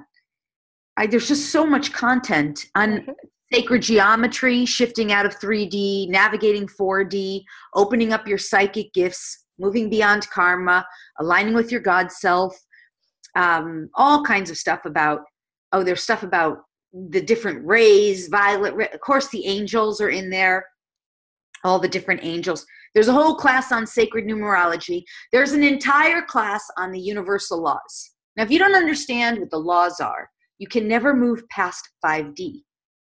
Until you really move past, you can connect with fields beyond 5D, but you'll always be contained within the laws of the universe that exist on a sixth dimensional plane, because you have to work with those laws and be fully aligned with them so that you can really move past them and beyond them, right?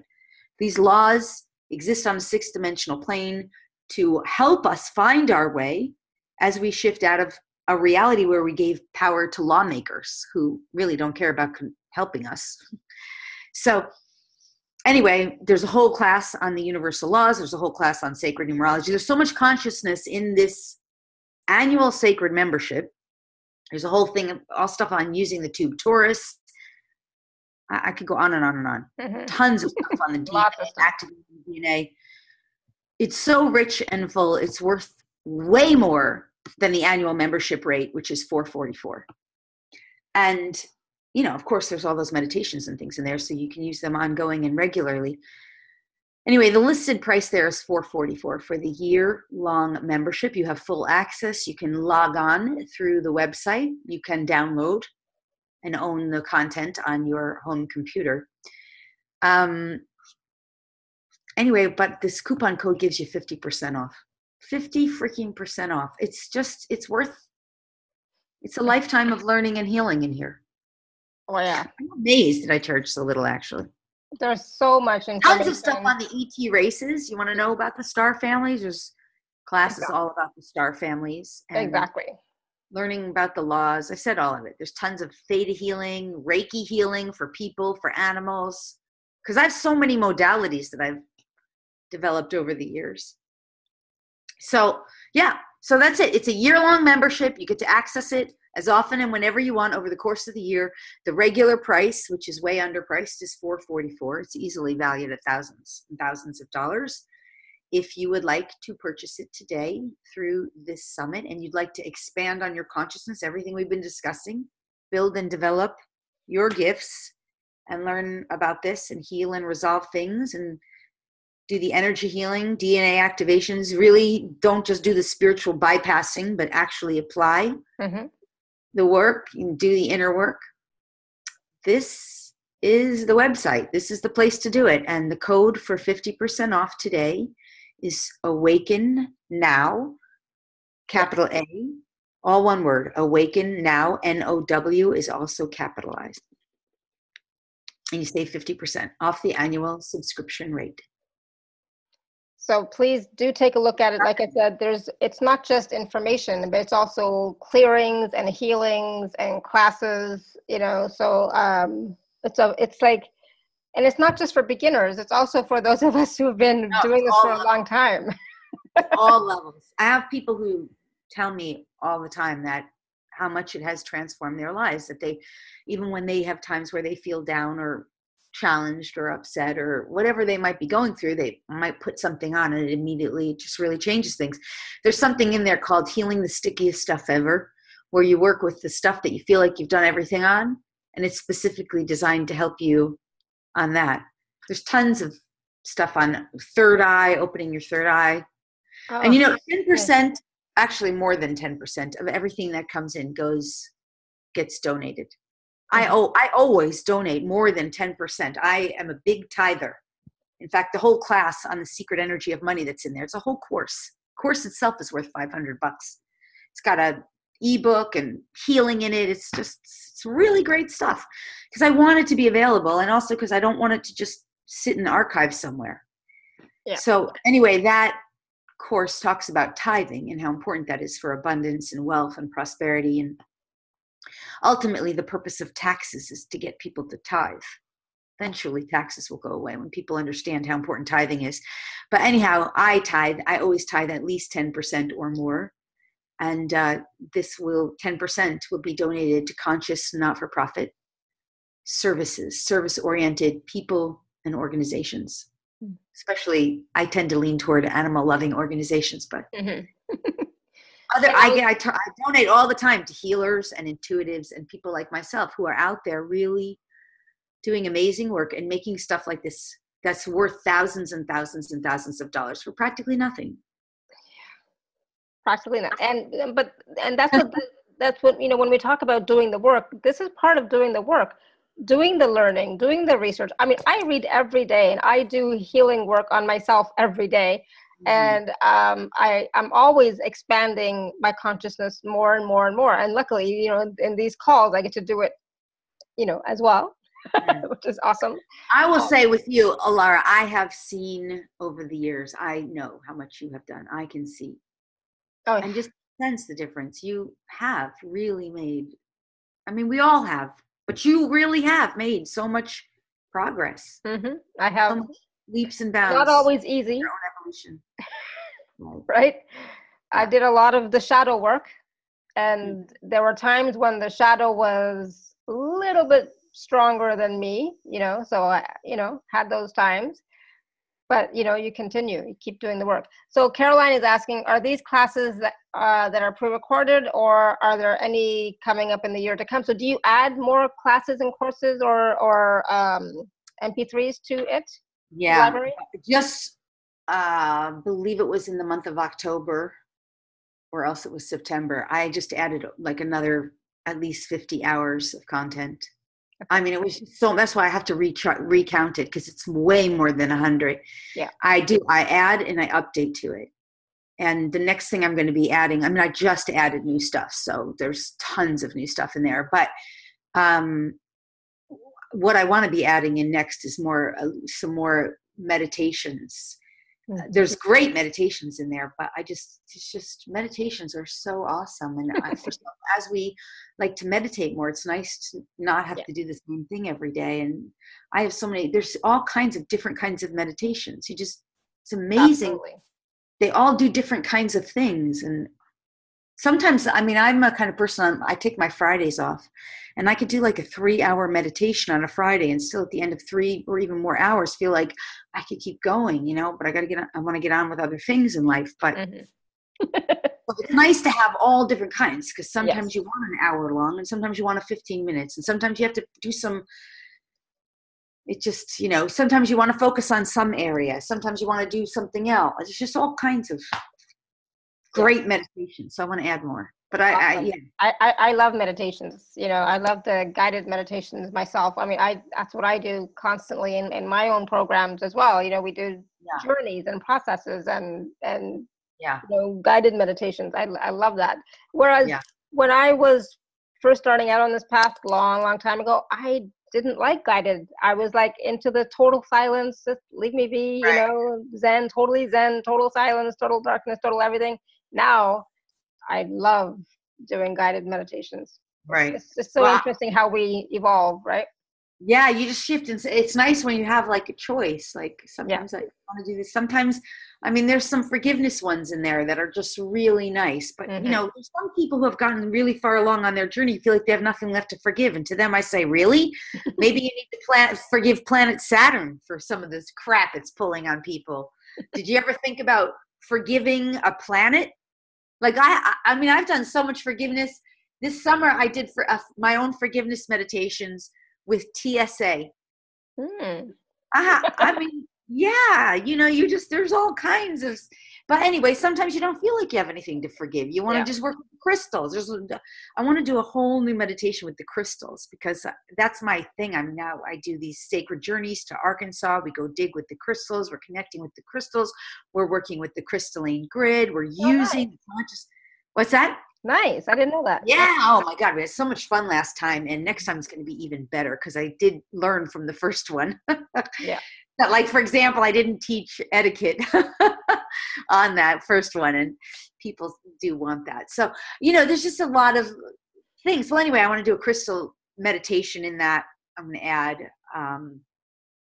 Yeah. So awesome. It's a great membership and it is always evolving and updating just like consciousness is. And because I'm doing so much work and I love it. And I think sometimes I do stuff. I'm like, this is so good. I got to put it in the membership. Yes. So. Awesome. Thank you. And, you know, and it's an amazing offer. So much information, so many healing, so many clearings, it's life-changing. So please do take a look at it, take advantage of it, you know.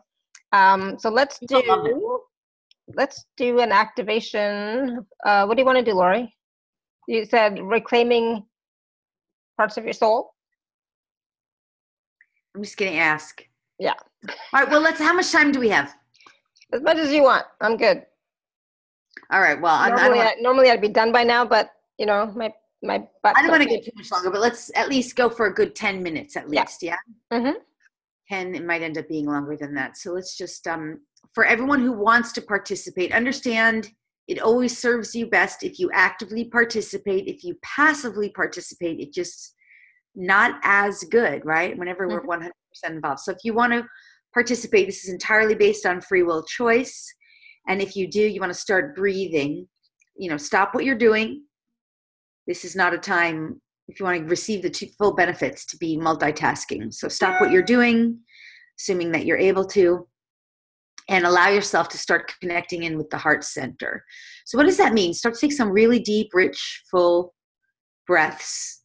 Allow the breath, start to recognize that the true breath, the deep breath, are initiated in the belly. So the belly starts to expand, the chest opens up, and then the throat expands, and suddenly the nose is engaged as it pulls in breath.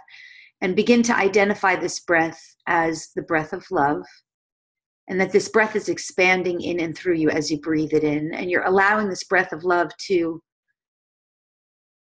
open up all aspects of your physicality. So you're relaxing into the breath of love.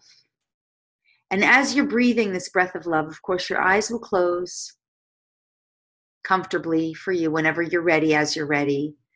And you start to let your mind and all your consciousness drop into the heart. So you're hearing my throat, my voice. You're breathing this breath of love. And you start to notice you can drop down all your thoughts, all your thinking, all aspects of you into your heart in as little as 10 seconds, just a few seconds. It's like 10, 9, 8, 7, 6, 5, 4, 3. By the time I reach 1, just drop all into the heart. Feel every aspect of you drop into your heart. In the core of your heart, in the depth of your heart, in the deepest resource of your heart, in there, all of your consciousness resides. Everywhere else it resides too. But just let yourself drop into that heart so that everything you're hearing, feeling, sensing, now you just keep dropping into the heart. So you dropped so deep into your heart. If any part of you starts to feel like you're coming out of your heart, just drop back down into the heart. Breathe some more love in there.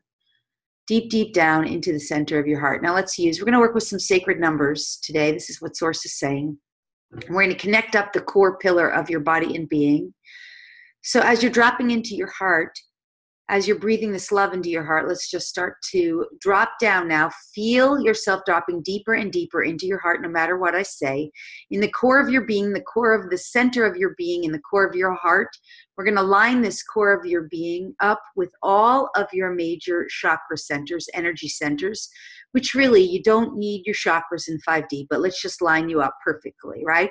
So base is lined up with the reproductive center, lined up with the belly center, lined up with the core of your being and the core of your heart, lined up with your throat center, lined up with your brain center, lined up with the top of your crown.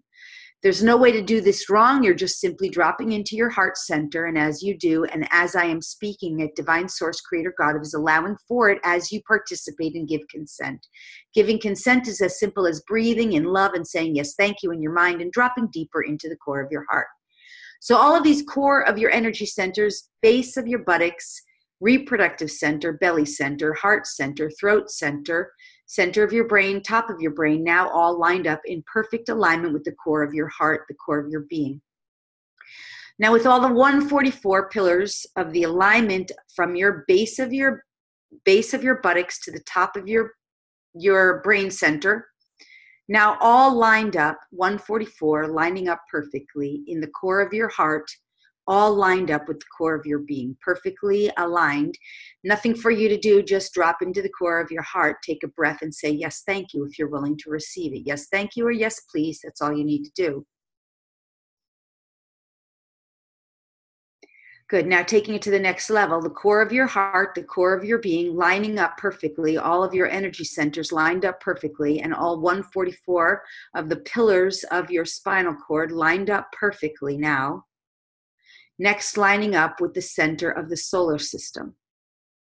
Lining up now the core of your being with the center of the solar system, the Son of God, lining you up perfectly fine, well, good, and divine. Nothing for you to do, just drop into your heart center, take a deep breath of love and give your consent if you so give it, simply by breathing in, yes, thank you, or yes, please, and drop into the heart center. Allow it to be so. As Divine Source does it, it is done. Let me get out of the way here.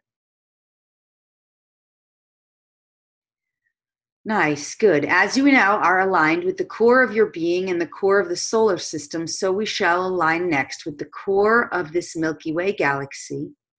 Lining up now the core of your heart, the core of your being with the core of the Milky Way galaxy in perfect alignment. All is well, good, right, perfect, fine, well, good, and divine. Drop into your heart center, allow it to be so. If you do give consent, you simply breathe in some love and say, yes, thank you, or yes, please. Nice, good. Now, as the core of your being is lined up in the core of your heart, the core of your center being, the core of the solar system, the core of the Milky Way galaxy, the next we will line up now with the core of our universe. The center of your universe, the center of our universe, perfectly aligned, well, good, and divine. Breathe it in and allow for it to be so. You're coming into perfect alignment, perfect and divine, perfectly good, well, fine, and divine. All it is well, good, fine, and divine. Drop down into your heart center. If you give your consent, breathe, receive, and allow. You simply say, yes, thank you, and then drop deeper into your heart, the core of your heart. Trust and allow and know. In the core of your heart, all there is pure perfection. Nice. Center of your universe now perfectly aligned with the core of your heart and the core of your being. Now lining up with the center of the omniverse. If you're willing to allow it, make it so. You simply breathe, receive, and allow. Breathe in some love. And the core of your being is now coming into perfect and divine alignment with the center of the omniverse. The omniverse is lining up, aligned with you, perfectly fine, well, good, and divine. Drop into the heart center. Allow it to be so. This includes the multiverses that exist within the omniverse. As you breathe and allow, give consent, it is done.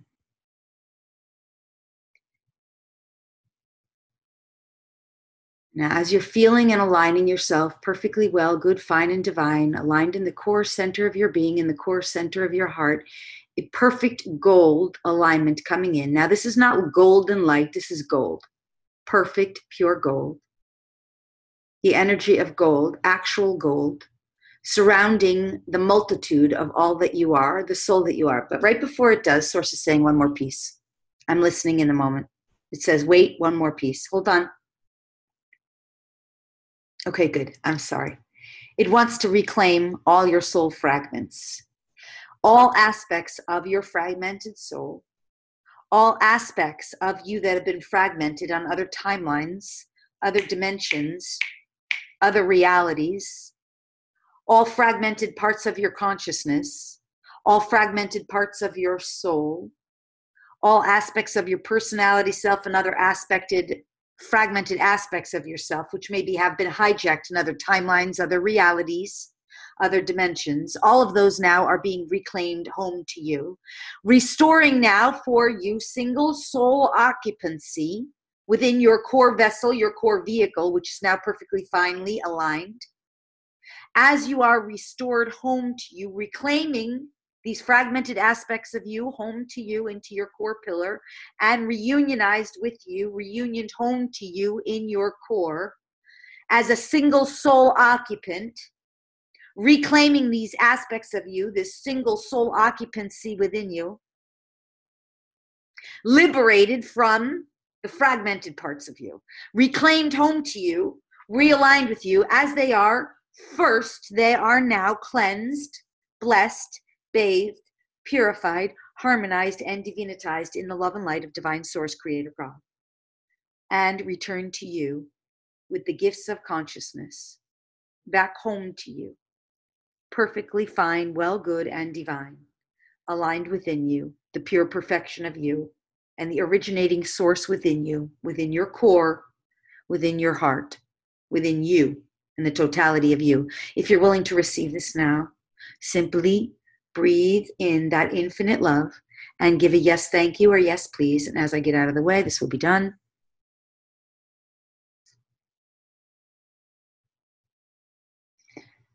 Yes.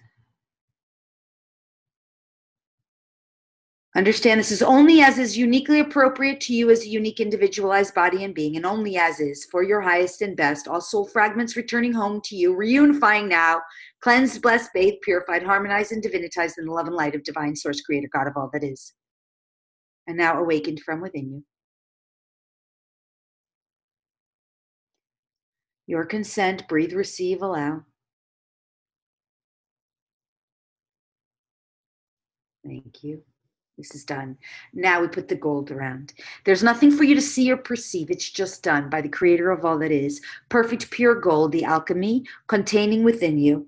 As it is, containing you, containing all of your essence that has now been returned to you and reawakened from within you. This perfect, pure gold is holding you, the totality of your body and being, within this perfect, pure gold. Surrounding this perfect, pure gold, this perfect, pure platinum.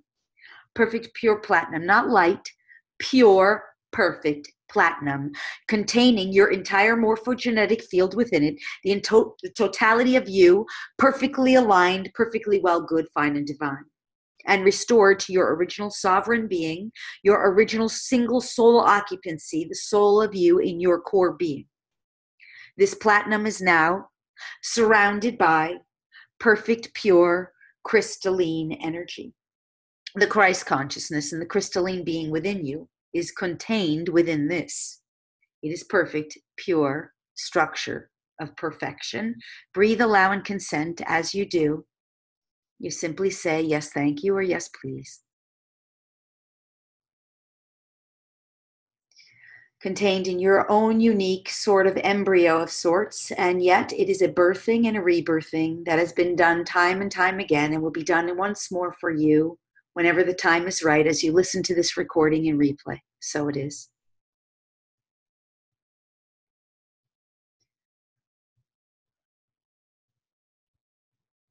Good, nice, beautiful. Now, just before you come out of this meditation, this healing, whatever we call it, however we define it, one last piece to remember, and that is this. The essence of who you are can never leave you, can never be taken from you. and can never be transported from within you. It can simply be awakened from within you, where it has been all along and where it always shall be. So in any moment, whenever you may feel or perceive that you might have lost something, remember the core of you is always within you. And all you need to do is reclaim it and reunify with it, because it's been there all along and it always will be there. Always eternal, forever waiting for you, always available to you. It will never be taken from you and it'll never leave you. It's there, and it has been all along.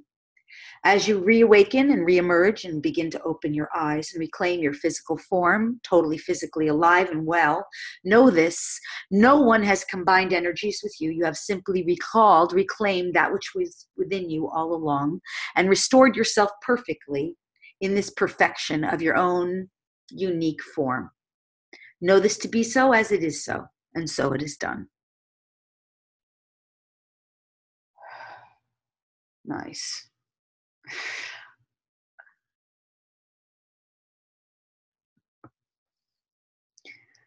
Woohoo. How are we doing? Good. I feel good. How's everyone doing? I feel really good. Like 12 hours of sleep. Me too. I know. I feel so energized and but relaxed, like not tired, but yeah, it was great. It was wonderful. Peaceful. And buzzing.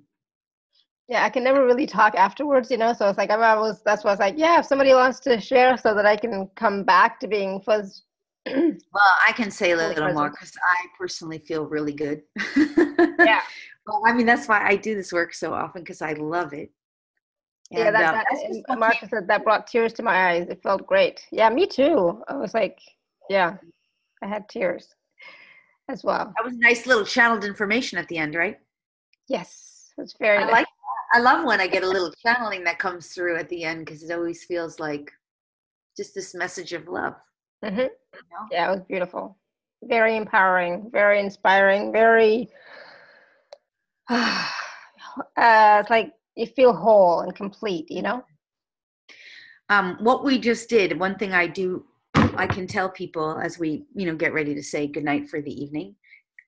What I can say is we just did a lot of integration there. So, as with all healing, you most of the time don't really know how profoundly it helps you in the moment. Mm-hmm. You sometimes typically will feel better and feel nicer and relaxed. And sometimes there's yawning or twitching or eyes tearing or different kinds of experiences. But the real benefits just started from what we just did. And a lot of times you don't know until later. Sometimes it's weeks or months later even. But it always makes a difference. So, let it integrate. And,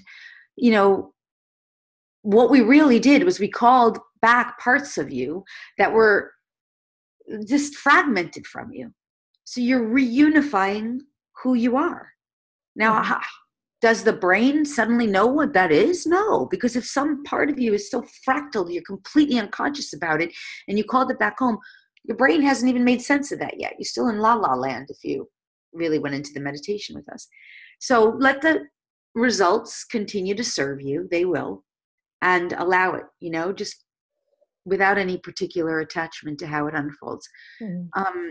But what I would recommend, and you've probably heard this a gazillion times before, please do drink water, rest, be gentle, and completely eliminate toxic television, including war, fighting, and brainwashing on the news from your repertoire. That should not be, in my opinion, not ever taken in. I don't think there's any need for it anymore. Even when people say they look at it and they're doing healing on it, really your higher consciousness knows exactly what you need to heal without having to put toxic stuff into you. Mm. So I would eliminate that completely, especially on nights like this, because that was actually a big thing we did. So sleep on it, drink lots of water, give gratitude, let it work for you. And other than that, I think it's time for us to bring close. Yeah. I will say, if you want more of that, there's lots more of that in the membership. And you will, if you liked that, there's that and so much more. Just exactly. If you like that was just a taste, like 10 minutes, maybe, I don't even know, but there's so much more in the package. So please do take a look at it, and especially get it at the 50% off price. So use the code. Don't forget to use the code. Awaken now.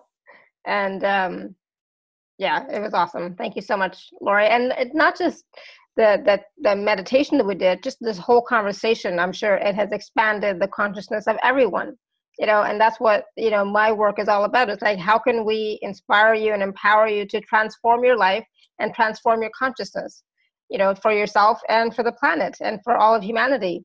So that was, a lot of information, a lot of different things that we talked about. Some may be new to you, some were new to me. So you might have to go back and watch it again or listen to it again. I'm so glad you said some of it was new to you, because that makes, listen, this is the thing. It's really true. What I'm offering is a range of frequency. So even if the left brain can't make logical sense of it in the moment, or it's new, or it was like too much, or because for sometimes it is, it's like, and I know it happened a couple times on this call, because I kind of heard it like, okay, they fogged out on that. I get it, because I'm like sort of semi-channeling information here. I go off on my tangent, and my brain steps out too. So, most of that's all semi-channeling, because it's coming through me, but it's not my logical brain analyzing, speaking it, in a logical left linear way. But the point is, you're getting a range of information that you're attuning to. So even if you feel like you don't understand it, you will attune to it, especially if you listen to it in replay. And a lot of times people tell me they have to listen to my stuff more than once. I've listened to sometimes things where I was like, wow, I got to listen to that again. That's new to me. Exactly. And I don't usually get my information in a third dimensional way that way, but I usually access it all from consciousness. But there's been times when I've done that. And so it's not wrong. Like, listen to it again if you feel like you need to. That's the beauty of your It'll summit. be on YouTube. It'll be on the podcast. And, Awesome. Yeah. So it was lots of ways for you to re-listen to it again. So. And that meditation with the healing is accessible now. When you put that, that's a real service. You put that on YouTube, that's a really big service. People can listen. Awesome. So thank you so much again, Lori. And thank you everyone for your questions. Thank you so much. Thanks for everybody who participated and gave us your feedback and shared. Love you guys. Yeah, thank you so much, everyone. And so until next time, may you continue to be blessed with an abundance of joy, peace, love, happiness, prosperity, and radiant health. And sending you all much love and blessings today and always. Thank you so much, everyone. Bye. Bye for now.